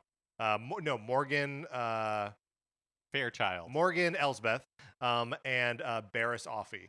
And those are like the two characters that series focuses on. And who are Morgan Elsbeth and Barriss I have no Offee? idea. Mark has no idea. I have no clue. And he's a big Star Wars fan. The Tales of the Underworld based on Cad Bane and Asajj Ventress. Again, characters that I know who they are, but like they're not really making choices based on like the most commercial version of what Star Wars could be. They would be doing like a Luke Skywalker animated series, right? So it's driven by like different passions now that like just I don't know, the voices feel sludgier now. I think like the Dave Filoni voice, the Jon Favreau voice both feel like kind of mucky, and like that Tony Gilroy, that's a great like singular voice, and like I think that's cool. And like I like Leslie Headland as a filmmaker, but like Acolyte didn't totally work for me. And so I'm just like, what do I want? I know. Well, and I think that's also hard is we now have so much Star Wars. Yes. And there's a lot of new Star Wars stuff that I really like. But I think it's just I think generally what it makes it so difficult is, like you said, they have so many different points of views, and so much of Star Wars originally was driven by what does one man want, right? And now they are balancing so many other interests and so many different voices, and that's really hard, Right. And so I think sometimes they're able to do that really well, and sometimes they aren't. And I think they feel so much pressure with the movies because they're so expensive, and the expectation is that they're going to perform like a Star Wars movie should make $1 billion is right. I think like their mindset. And so it feels like they've had a little bit of like decision paralysis. Totally. Because it's like, oh, the stakes are so high when we do a movie. And so the TV shows have been fun in the way that it feels like they are a little bit like riskier and looser. Although I think now that they're not always good though, right? But also now that I think the economics of streaming have changed, right? That we will see a lot less of that. Right. It's unfortunate that like the expansion of these Star Wars like IP into TV happened at like the worst possible time for that. When it's just about volume. Right, yes. Yeah. And not the volume, even though it is also about that. I will so that the volume is a like I kind of toss that off as a joke, but like one of the things that Star Wars has always been either good for or like a driver of is new technology in film, right? That like Star Wars, the first 3 movies are like special effects extravaganzas that are inventing ways to do ships in space and stop motion and like all this wonderful stuff. And it didn't always look great, but like because of George Lucas and ILM like persevering on those things, we got to better places with that kind of special effect. And the same thing is true with the prequels and like CG stuff. The CG in those first 2 movies doesn't look great. Looks a lot better by the 3rd one. And now like CG is effortlessly in every movie. And also digital filmmaking. Yes, George Lucas right. was like basically and the digital catalyst projection for like digital filmmaking and selling people on it. They held, if you watch Light and Magic, the 2nd season on Disney Plus, they talk about like he basically held symposiums at ILM on Skywalker Ranch, bringing in cinematographers and camera people and directors and getting everybody like trying to sell this idea of digital is the future. Right. And well, it sucked at first. It has since gotten better, right? Yeah. And I think that the Disney era of Star Wars, like there are 2 big innovations. One is in like artificial people, right? With like Peter Cushing or Leia or Luke Skywalker, and of course like Darth Vader's AI voice, which is like the entirety of the Darth Vader performance in the Obi-Wan Kenobi show. And so like there's that. And Sane swears in Fortnite. And Sane swears and slurs in Fortnite. So there's that, which like may be a net evil in society, but is also an impressive technical trick, and like the use of the volume, that like those are 2 technologies that the modern Star Wars is moving forward, even though like they don't look right or good yet, but they may in the future, and that may be what ruins cinema forever. But like, who knows? Yeah, who knows? So it's just interesting that like it like kind of breaks through these technological barriers, and it's weird to be in an era where we're like, hold on, we want that barrier. Right. Also, I wish I was more into the Star Wars comics, because they were pretty good for the last like couple years. And I just couldn't keep up with them. Oh, but we really liked the first wave of the High Republic. Oh yeah, novels. Yeah. I like those a lot. And I always get stuck in them. I'm like halfway through phase 2 right now. Phase 2, wave 2, whatever the phase, right? Yes. Phase are the big ones, and then waves happen within the phases. I think that last novel, it's done. It just came out. It just came out. Okay, yeah. Well, great. All right, was that enough Star Wars talk? I feel good about it. Aaron also asked, my other suggestion is, what would your walk-up song be? I have baseball walk-up songs in mind, but would your choice be different for another sport? I think baseball walk-up song is great. We'll go with baseball. I always thought it was funny in that episode of The Simpsons where Homer is fighting Drederick Tatum that he walks out to "Why Can't We Be Friends?" So I'll say "Why Can't We Be Friends?" That's good. I think, or "Roller Coaster of Love" by the Bay City Rollers. Yeah. I think I would do maybe "Just Like Heaven" by The Cure, or Decepticon by La Tigra. I think those are the 2 that I would. Those are the 2 that I would do. That's good. Those are good picks. Aaron concludes by saying, always loving the podcast. Sorry, were you reading these questions? I'm actually not sure. Okay, great. Yeah. I read half of it, but you might have read the first half. I've forgotten. I don't remember. Thank you, Aaron. We appreciate it. Then we got an email from Matt. Matt was another one who gave us a ton of oh, yeah. things. Thank you so much. Doing the Lord's work. We are banking those. So thank you. We will get to every single one of them. But here's one that we wanted to address right now, which is, which type of video game, movie, or series is better? Adaptation, like Detective Pikachu, Last of Us, Super Mario Bros., or movies centered around video games? The Wizard, Tron, Wreck-It Ralph, etc. And then there's a caveat here. Honestly, this one might be hard to avoid Nintendo talk, which is true. But Mark, that's okay. Do you have an instinct? I mean, my instinct is I've never thought about this before, and I like these two categories, and I really think you could do a whole episode or a lot with this idea. But I think it's movies centered around video games. Me too. And I think part of it is like I actually thought Detective Pikachu is probably one of the best video game movies. Yeah, you weren't high on it during the episode when we talked about it, though. Was I not? I can't remember. I hated the ending. Yes, I think, yes. Yeah. But I haven't seen the Last of Us TV show, and I understand that to be very good. But I feel like that's a possibly unique experience in that The Last of Us is a very cinematic game, and you are driven down a path in a story. But yes. I feel like the virtues of video games are so different. Yes, exactly. And even in something as hyper cinematic as The Last of Us, which is both a video game series and a TV series that I like, that like in watching the show, I am feeling my lack of agency over the characters. Even though like I don't get to make choices about what the characters do, I'm still the one holding the controller and making them do it. And not having that extra tiny bit of distance between myself and the character is enough to really challenge the premise of what they're doing, especially in season 2 and onward. So like, I agree. What's an adaptation of a video game? Like Last of Us is closest, but everything else I'm like, either I don't like this, like Super Mario Brothers, or like it's not as good as the source material like The Last of Us. Yeah, because the joy of the video game is you are playing it, you are experiencing it, you are controlling the character, you're making choices, you're discovering things, and like adaptations are so much more. They take all that away, right? It's like it's just they're not. I don't feel like video games are very good for adaptation because the joy of video games is very different from the joy of a novel or the joy with this. Of a movie or even a great TV show. And so that's why I think movies centered around video games are more fun.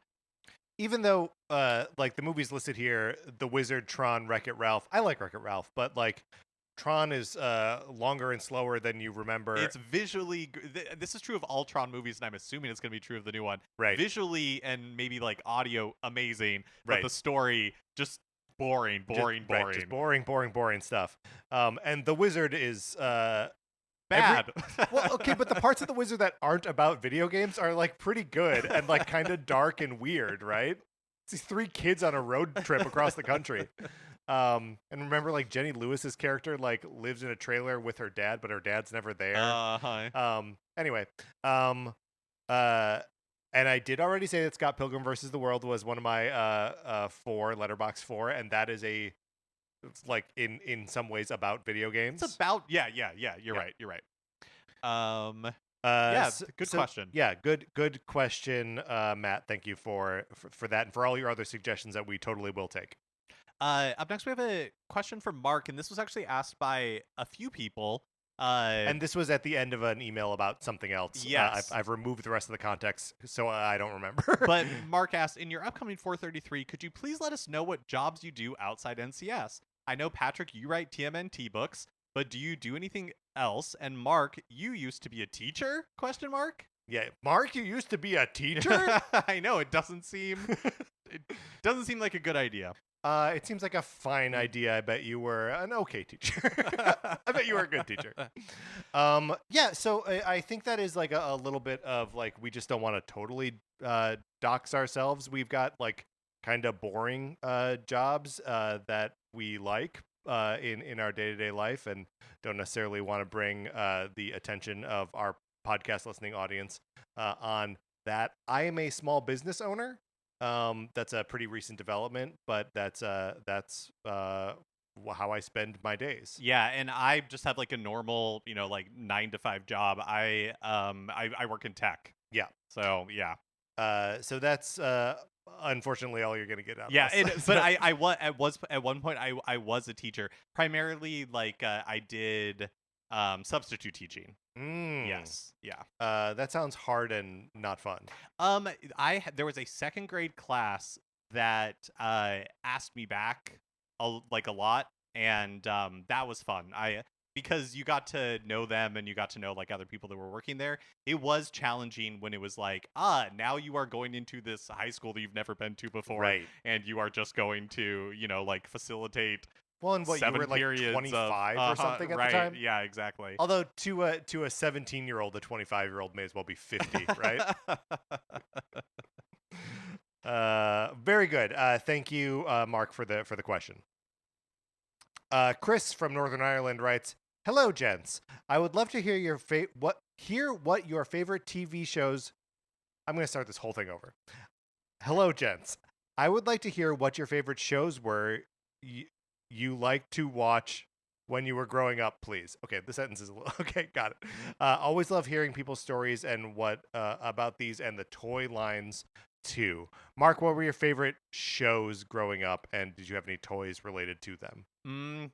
I really loved Batman the Animated Series. Oh yeah. And I also watched a lot of the like 1960s Batman show. Sure. Because I didn't see the Tim Burton Batman in theaters, but I did watch it on video, like when we rented it. I mean, 89, you would have been pretty young for that. Right. And so I was like Batman obsessed. Mm-hmm. And so I remember going home after school and watching Batman the Animated Series. I think it was like Fox Kids. There was like a right. block where it was like I watched a lot of Batman the Animated Series. I watched a lot of Animaniacs and Tiny Toons and like Freakazoid. I liked all of that stuff. How about you? Oh, I mean, my answer is boring because we talk about it all the time. It's Teenage Mutant Ninja Turtles. I collected those action figures, and like I honestly I know I watched the cartoon, but like the 1990 movie is my like real touch point for like watching turtle stuff. And then there were video games and the pen and paper Palladium RPG and the toys. So like for me, Turtles was like an interactive thing more than anything else. What were the rules around TV watching in your house? Were you allowed to have TVs in your room? Was there a certain amount of time you could watch TV? Yeah, I couldn't have a TV in my room, but I don't really remember there being an enforced or enforceable limit on the TV that I watched. After we moved into the house that I spent most of my childhood in, I was 5 because it was just after my brother was born. We got cable for the first time. And so this would have been like 1988. And so the cable channel that I was landing on all the time was Comedy Central. So the shows that I was watching were like reruns of SNL, Kids in the Hall, Stand Up, The A-List, Whose Line Is It Anyway, and then Mystery Science Theater 3000. Yeah, I watched a lot of Mystery Science Theater. Although I think by the time I was like really clued into what it had moved to the Sci-Fi Channel. So it was like it's later. Oh yeah, so a little bit later. Later seasons. Yeah. And I tell you what, they didn't make a single action figure for Absolutely Fabulous. Yeah, we weren't allowed to have TVs in our room either. We had like a very 2 hours of TV time a day limit. 2 hours. So it was like you could spend some of that on video games if you wanted. You could spend it on so on Friday nights, again, TGIF was a big marker. Sure. This 2 hour block of TV on Friday nights that were like family sitcoms. And so on Fridays, I was saving all that time for TGIF, right. Getting sweet 2 hours of TGIF. Pretty good. Yep. I do feel like the spirit of the question though is like Saturday morning style cartoons. Yeah. Right, like cartoons that had like toy lines. I don't feel like because I was never like a Transformers kid. Yeah, I was never really a action figure or like those sorts of toys kids. Like even when I was really into Batman, I liked pretending. Like I liked pretending I was Batman. Mm-hmm. Like riding my bike, thinking it was like pretending it was the Batmobile. Or I collected boxes as a kid. I wanted lots of like boxes because I like to use those to build a fort, to create things with. And so I'm so generally speaking, I wasn't into Transformers. I wasn't really into He-Man or like any of that kind of stuff. Right. And wasn't really into any of like the Spider-Man cartoons at that time. Mark, do you remember there was a commercial for a line of Batman toys like around this time when they were just like making toys that were kind of like unconnected to either the animated series or the Burton movies, but just like they had a line of toys that were called Legends of Batman. No. So they had these Legends of Batman toys, which were, always like he's in a submarine or, whatever. But there was this like vocal cue that they kept like playing during these commercials that was just like this hardcore voice going, Legends of Batman. It's something that's been lodged in my head for 30 years. Chris says, congrats on 866 episodes. Regards, Chris from Northern Ireland. Thank you, Chris. Yes, thank you so much. Our next email comes from Dieter. I hope I'm saying that right. Hi, Patrick or Mark and Patrick. I've been listening to your podcast for a few years now, and I finally decided to be brave and email you guys. Thank you for choosing bravery. Yes. First, here are a few ideas for episode 433. Try to name all the countries in continental Central America. Oh, it's another Scandinavia, I fear. I'm from Costa Rica, and I think it would be fun to hear you try. Okay, at least they don't have any expectation that we will know. Bonus points if you include the insular Central American countries. Insular Central American countries. Okay, I actually feel better about this than I do Scandinavia. Okay. So of course we have Costa Rica. Right. That one was given to us. That one was given to us. Panama. Guatemala. Belize. Honduras. Nicaragua. And I'm going to say El Salvador. Is it El Salvador is South America, right? Well, I'm guessing that it's Central America. Well, pretty good. We named a couple. Hopefully. Here's an area of I think of myself as like kind of a smart guy. I'm bad at geography. I'm really bad. Did you ever take a geography class? I took what was that class called? Some kind of class where we had map tests in high school. Where it would be like the lakes of Europe or like rivers of Asia or something.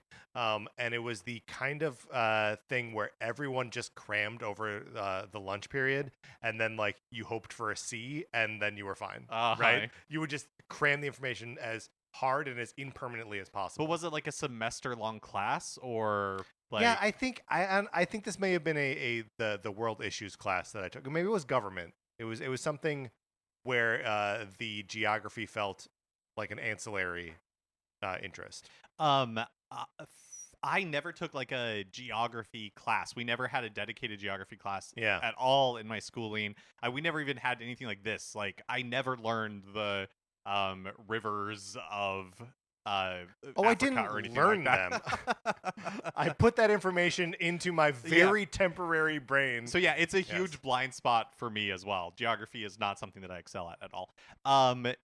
They continue, talk about what color you assigned to subject notebooks when you were in school. Like math should be red, obviously. I don't think I did math in red. I honestly, I did not stick to a single color scheme for notebooks from year to year, from semester to semester.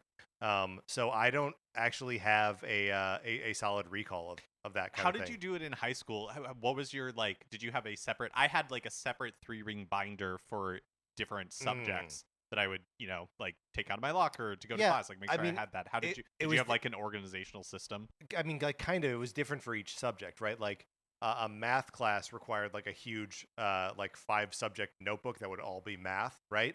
And kind of nothing else. Like we never got handed out anything. It was just like that and the book. So, and then, I was always taking music classes too, and that you have those like oversized folders that sheet music goes in. But then like, I feel like it was mostly notebooks. I don't really feel like I was rocking a lot of like 3-ring binders. Yeah, I would, instead of having notebooks, I feel like a lot of mine would be 3-ring binders where I would put, like loose paper in it. Or not, it wouldn't be loose, but whatever you would call it. Like, sure. I would buy sheet paper separate, right? And it would have the 3 holes in it, and then you would like do the little click on the binder, then you put the paper in, and then you click it, and then close it. Yeah, and that was kind of like my organizational system, because then I could put handouts or whatever, the syllabus, in the folders of the note or in the pockets of the notebook, plus you had like the paper that you needed or whatever. In high school English classes, we would have to do these. There was one teacher in particular that like insisted on this method of like reading or covering a book. Was that you had a notebook that was just for your experience of this book. So you would like basically journal about the book in the notebook. And that was just like your notebook that you would have to like turn in at the end and like get graded on like how good the notebook was. Like you're effectively like publishing a book about the book. And I hated that. It sounds like heaven to me now. It sounds like how I would prefer to read a book. Right. And would ensure that I actually understood it, but it was like torture at the time. Yeah, I miss school. I miss the act of learning in like that sort of environment. Yeah. Not me, baby. And then finally, or no, yes, yeah, finally. Dieter asks, what was your favorite course in college? For me, it was microbiology lab. Very cool. Yeah, that does sound cool. I mean, again, I took a lot of music classes, so probably my favorite was a music history class that was of the string quartet, which was taught by the viola professor at the school that I went to, and that was just so cool because like I've always liked string quartets, but had lacked the sort of like vocabulary or like roadmap to actually study them as like a sort of like side story to the development of like the symphony and like Western classical music, and what modern string quartet composers do, or like did through the like 70s, 80s, 90s, and early 2000s, was so interesting and experimental. And my string quartet class was my favorite. Yeah, I think one of my favorite courses was I'm terrible at math. I've always been bad at math, terrible at like the sciences. One of my favorite classes was an intro to experimental film, and cool. It was just like every couple of days we would go in and they would screen these films that I'd never experienced anything like it before. Yeah. And I was also at that time in my life like half in the closet still, half right. like out, depending on who you were talking to, and it was exposing me to like the films of Kenneth Anger and all of this kind of stuff that was just totally outside anything that I had ever seen before, or really like understood film could be. And so that was something that was really formative for me that I really loved. And then Dieter also has, and again, the more I say it, the more I think I'm saying that wrong. So write in and let us know how we should be pronouncing your name. But they also included a bunch of other like thoughts on Nintendo things that we're not going to include here, but we want to work into the show in the future. Right. So we'll be talking about some of these Nintendo thoughts as we continue doing the show for another 866 episodes. Thank you so much for writing in. Yes, we appreciate it. Thank you for your bravery. Then Stash writes in and says, hello, NCS. Couple of questions for you. The fun little story at the beginning of Stash's email about originally finding us looking for Zelda content and skipping past our banter. I get it. Hey, I get it too. I've fallen into many podcasts that way where I'm like skip, and then I hear something and I'm like, okay, I like these guys. And that's what happened to Stash. Okay, a couple of questions for you. Number one, what other podcasts do you listen to, especially non-gaming ones, and what do you like about them? I listen to one of my favorites is You Must Remember This, which is a podcast written by and hosted by Karina Longworth, where she's telling stories of old Hollywood, and the seasons usually have a different theme, like Dead Blondes or like Sex in the Movies in the 80s and stuff like that. And I really love that podcast. It in more recent years, she's done maybe about like one every 18 months or so, but I really love that. And then I also listen to a lot of theme park podcasts because theme parks are another love of mine, and I really love like theme park history podcasts. Yeah, especially hearing about like regional theme parks or theme parks that wasn't able to go to Disney World until like 2005 or something, and there's so much Disney World history that I find so interesting. So those are ones. Some of those I like are like the Retro WDW podcast and Progress City USA. Those are some of my favorites. How about you? So I listen to a fair amount of just like comedy podcasts. Like I listen to Comedy Bang Bang and Freedom. Sometimes I listen to How Did This Get Made? I listen to Doughboys. And in like the last year or so, I've gotten very much into Blank Check, which is a movie podcast that they pick a director and then like go all the way through their filmography. They're just about to start the Coens, so I'm like, oh, cool! It's going to be awesome. I'm very excited for that. I find that I have gotten more into just like movie podcasts lately. I've been listening to the Ringer's Big Picture podcast, which I think is awesome. The Ringer's coverage of like kind of nerdy stuff is really good on either the Ringerverse podcast or House of R. I think Mallory Rubin and Joanna Robinson are great podcasters that do like legitimate literary analysis of the stuff that they're watching, which as always is exactly how I want to engage with that stuff. I listen to Pod Save America and one of their sister shows, or I guess two of them, Pod Save the World and Offline with Jon Favreau, and The Daily. Those are my like political / like stay in tune with the news podcasts. And I'll kind of come and go on a bunch of different stuff, but like I feel like those are the big categories for me right now. Games, obviously, right? And listen to our friend shows on Super NPC. I listen to Video Games, a comedy show every week. Listen to Connor's show as well, the Call Me By Your Game. But for me, the big columns outside of video games are comedy, movie, and like news / political. All right, those are the podcasts we listen to. Was I reading this or were you? Yeah, I think you were. I forget. Okay. And then Stosh says, what is your experience with IRL games such as D&D, Magic the Gathering, Warhammer 40K, Warhammer 40K? And if the two of you have ever been into them, what have been your go-to races, classes, mana color combos, factions, chapters, etc.? Mark, I famously played too much Magic the Gathering when I was in junior high school, and now I have sworn off all collectible card games because my brain can't deal with it. Right. It's just a trigger for you. Right. I become obsessed. D&D is something that I got into in high school and then didn't play for a long time and then played again for a little bit when I moved to LA.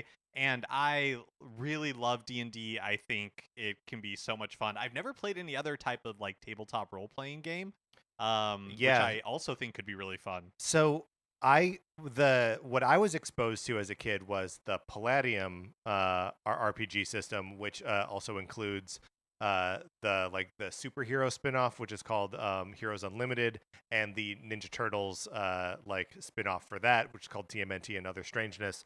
And I really like those, and so I played a lot of like role playing games as a kid.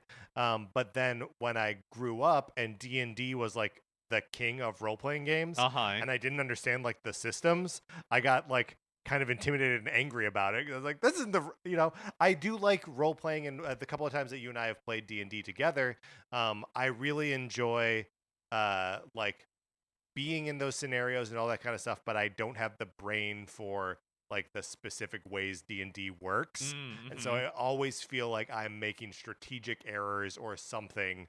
And I don't like not knowing what I'm doing in an arena where I feel like I should, which is D&D for me. Yeah, that makes sense. Nobody likes the feeling of but also I could learn, I tend to be a paladin, an elf paladin, and I don't know why I do it to myself, because once I get into it, I never want to play the paladin role. I always want to subvert it and like, right, yes, because it's not very. I feel like it's not very fun. So I think the next time I did it, I would choose a character, I think, a little more thoughtfully. And I tend to go for like troublemaker characters, half orc bards and what have you. just because I want to be a little stinker. I want to be a little stinker at the game table. It's something that I like to do in that context. Mark, you ever get into Warhammer or any miniatures? No. I played Warhammer for a hot minute when we were trying to get off of Magic the Gathering, and that is a painfully slow, painfully expensive pastime that I had a friend whose older brother was really into it had a bunch of the figurines and would paint them and all that kind of stuff. I mean it's cool. I played dwarves. I didn't like them, but I picked them, and once you pick something and buy all the stuff for it, you're committed. So what are you gonna do? Awesome. Thank you, Stash. Palmer writes in, "Hello, gentlemen. Put on your comfiest PJs and order some terrible pizza. This question is from a slumber party state of mind. Who were your childhood crushes? It could be a celebrity or a fiction character from video games even except if it's a Nintendo character. You would break the contract of the piece. Thanks. Love and light, Palmer." And Palmer, thank you for keeping us honest and encouraging us not to choose Nintendo characters for this. That's right. So we're not saying our childhood crushes on our classmates. Let's keep real people out of it. Yeah. That seems safest. It could be a celebrity or a fictional character. Yeah. Okay. Yeah. So the two things that come to mind for me are there's and I don't even know the character or the actor, but there was a butt in Mannequin 2. That I can close my eyes and see his butt. But I don't know anything else. You don't know who the butt belonged to. I don't know who the butt belonged to. You had a crush on the butt. I had a crush on the butt. And then, of course, from the Mary Tyler Moore Show, Rhoda Morgenstern, Mary's upstairs neighbor, I thought she was the coolest and the hottest when I was a kid. Mm-hmm. Let's see. Some of my earliest childhood crushes, well, definitely Aladdin. Right. He's a babe. Yeah, I'm trying to think who else. Aladdin's a good definitely Chris O'Donnell from Batman Forever and sure, Batman and Robin. Yes. Yeah. From those movies specifically. Yeah, I don't think I saw him in anything else right. that I can remember. Yeah. Yeah, it would be weird, I guess, if you were from Scent of a Woman. I didn't see Scent of a Woman until I was 30, and I think that movie is awful. Yeah, it is. It's really, really bad. Hooah! It's so. Yeah, it's just we don't need to talk about it. Scent of a Woman. Yeah, I'm trying to think if there were any other characters that I had crushes on. So when I was young, I would say confused. Sure. Did not want to be gay, but was gay, and so it was a very crushes and all that kind of stuff was stressful to me. It wasn't something that I enjoyed or liked talking about because it's I don't know. No, it is a weird thing to have to filter for, because I remember having that response to the butt in Mannequin 2. Well, I mean, and then being I don't. Sounds like it was undeniable. Do I need to see Mannequin 2? You should see Mannequin 2. But now, or not now, but afterwards and for years, not understanding why I had a reaction to that butt. Right.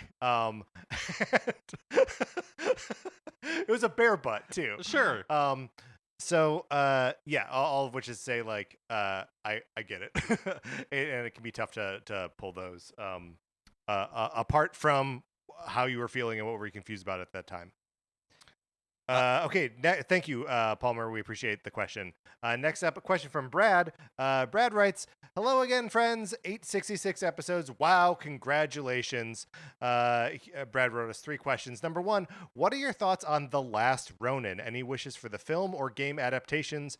Would you rather the movie be live action, 90s style, animated, or something else? The Last Ronin, of course, is the new Teenage Mutant Ninja Turtles spin-off. I say new, but I think they started publishing releasing them in like 2020, something like that, maybe even earlier, which takes place in the future where there is one surviving Ninja Turtle, and he's basically taking revenge on the new like fascist Foot Clan for the murder of his brothers, and there's all this other like future turtle stuff in there. And it's all very cool and sells incredibly well. And so it has been optioned for both a movie and is apparently being developed into a video game, but I will believe either of those when I see it. Do you, for the second part of the question, would you rather the movie be live action, 90s style, animated, or something else? If there was going to be a movie, in your opinion, yes, what would you like it to be? I would like it to be like the 1990 movie, and I would like to see them bring back Judith Hogue as April O'Neil, and obviously she's 30 years older now, 35 years older now, but like she should be, the character should be old, and if they could bring back Elias Koteas as like a Casey Jones isn't alive in The Last Ronin, but like bring him back to play something around that character.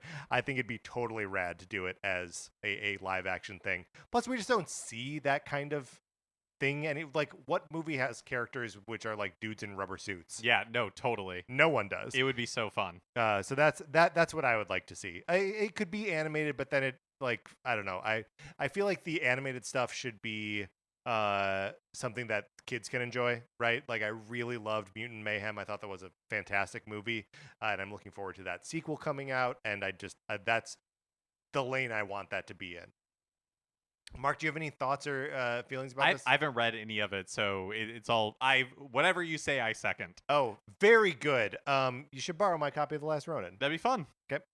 Brad's second question: can you please rank breakfast cereals? Oh ho ho! Small list if you don't want to create your own. Perfect. Cheerios, Frosted Flakes, Fruit Loops, Life, Fruity Pebbles, Cap'n Crunch, Kix, Cocoa Puffs, Cinnamon Toast Crunch, Corn Flakes. Cracking my knuckles. This is like the list I was born to rank. I love cereal. And okay, I think just setting some ground rules. We don't have to worry about the after effects of eating like this cereal. Sure. So like if you wanted to eat like a nut cluster cereal, even though it might kill you, you could. Right, exactly. Or like, like I love Captain Crunch, but you feel disgusting after eating it because it's not real food and it's super sugary. So we're ignoring the after effects of that. I think you're right. Because otherwise I think I would just be like, well, 0, none. I don't I don't really eat cereal. Right.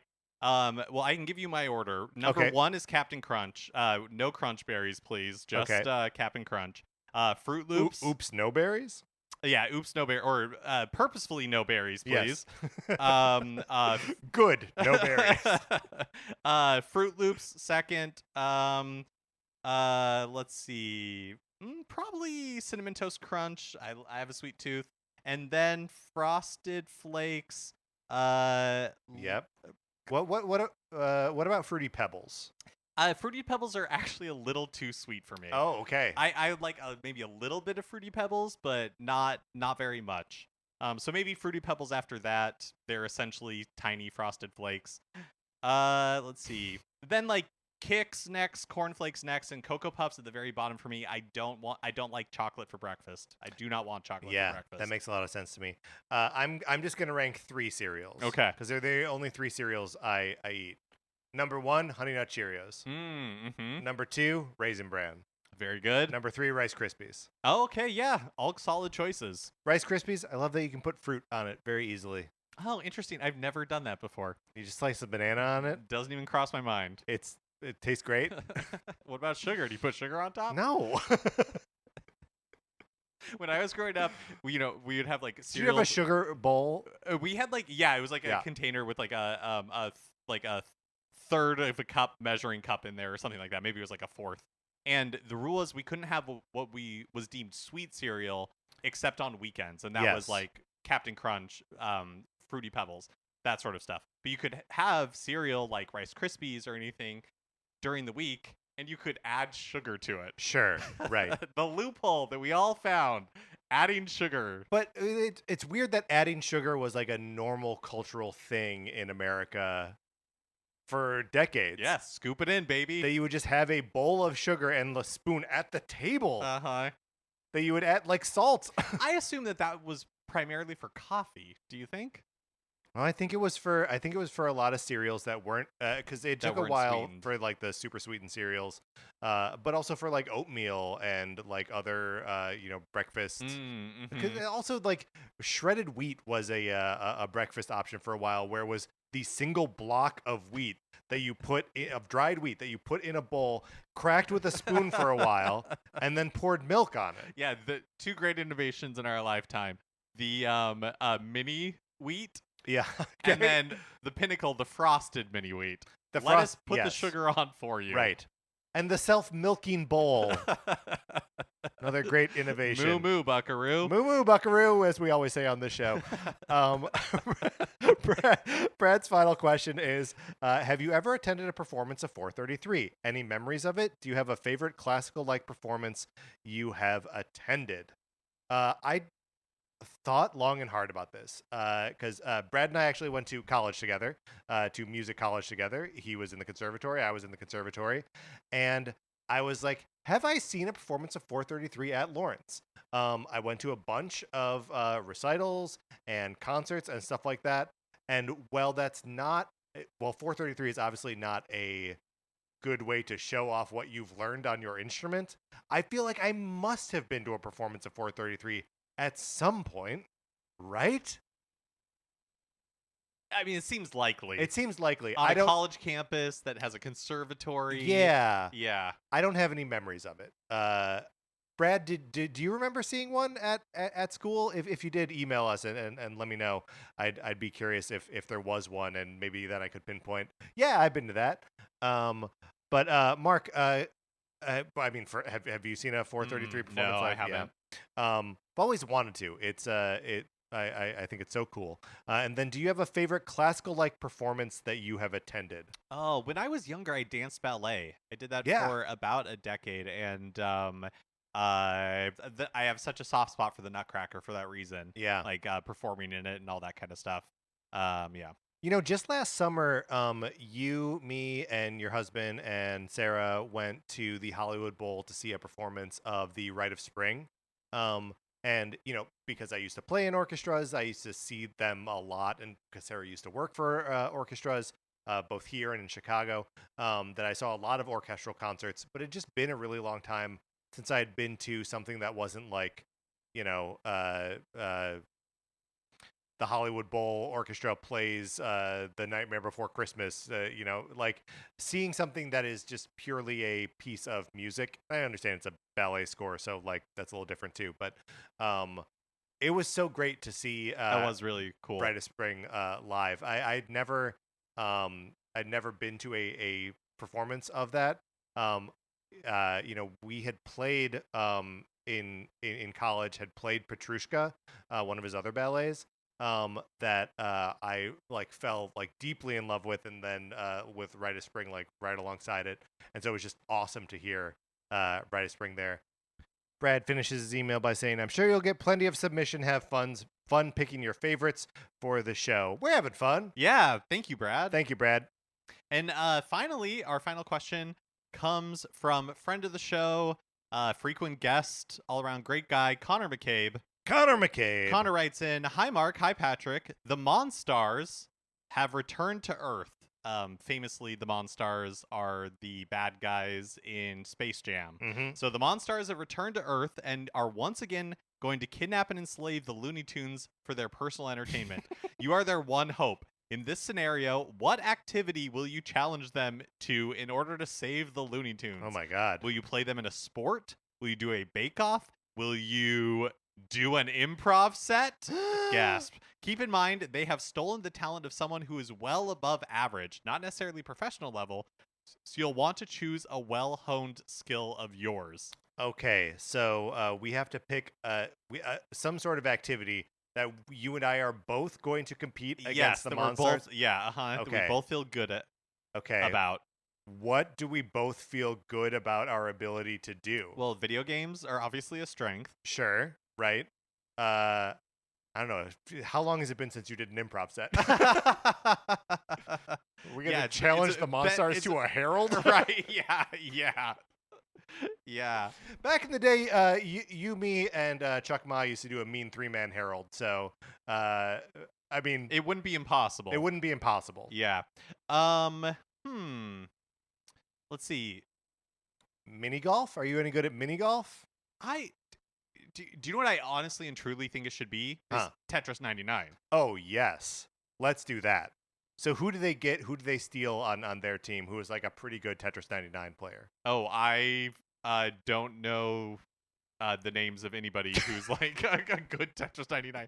Are there famously good Tetris players? Probably. I mean, but no, I'm sorry. I'm sure there are, but are Right. there named ones? I don't know. Maybe they get not somebody from Games Done Quick. That no, that's seem too good. high. That's too high. That's too good. Yeah. Well, you know who it honestly is probably like a mom who was playing a ton of Tetris Right. in the 90s Yes. on a Game Boy. Yeah, I mean that's probably right. Or like a Japanese salaryman that Right, yeah, was playing his totally. Game Boy on the train. Yeah, that's true. So that's probably who they steal. I do feel like we're probably toast then. I think we got to kiss the Looney Tunes goodbye. Because I'm pretty good at Tetris 99, but I'm not great at it. I don't know. I don't think that's true. I think you're being modest. I think under the right conditions, when you're like warmed up, you get a Tetris 99 like immediate, or Maximus like immediately. Or Yeah, whatever that's they're true. called. That it can't happen that I get Tetris Maximus right away. Who else do we get for our team? Oh, for Tetris 99. Yeah. I mean, like, let's get Sarah. We get Sarah for sure. Let's get July Diaz. He's pretty good at Tetris 99. We can get my mom. Okay, great. It's been a while since she's played Tetris, but I think she'd be pretty Mrs. good. Mitchell, great. Yeah. That's a good team. You Yeah. need, what, 5? Yeah. Be a 5-on-5 Tetris 99. Who do you think of the Looney Tunes would be the best at Tetris? Oh. Is it Marvin the Martian? It might be Marvin the Martian. It's probably Marvin the Martian. What? Sorry, it looked like you were coming to some sort of conclusion, and then, I was coming and then didn't want to talk about Speedy Gonzalez. Remember when they proudly announced a Speedy Gonzalez movie was going to be made, and then somebody along the line was like, "Oh, this is probably a bad idea. We can't do this. Can't be done." Yeah. All right, Mark. That's it. We've gotten through all of our 866. Here's what I was gonna say. Okay, I'll just say. Go ahead. Marvin the Martian is on the spectrum somewhere, right? Yeah. Okay. I mean, probably. Although he is in touch with his own anger. Yeah. He will identify when something makes him angry. Yeah, that's true. But yeah, maybe he's on the spectrum somewhere. I'd buy that. So you think that makes him better at Tetris? No, not This may just necessarily. be unrelated. Yeah. We just wanted to flesh out our experience of Marvin the Martian. All right. Mark, let's close out our 866 episode.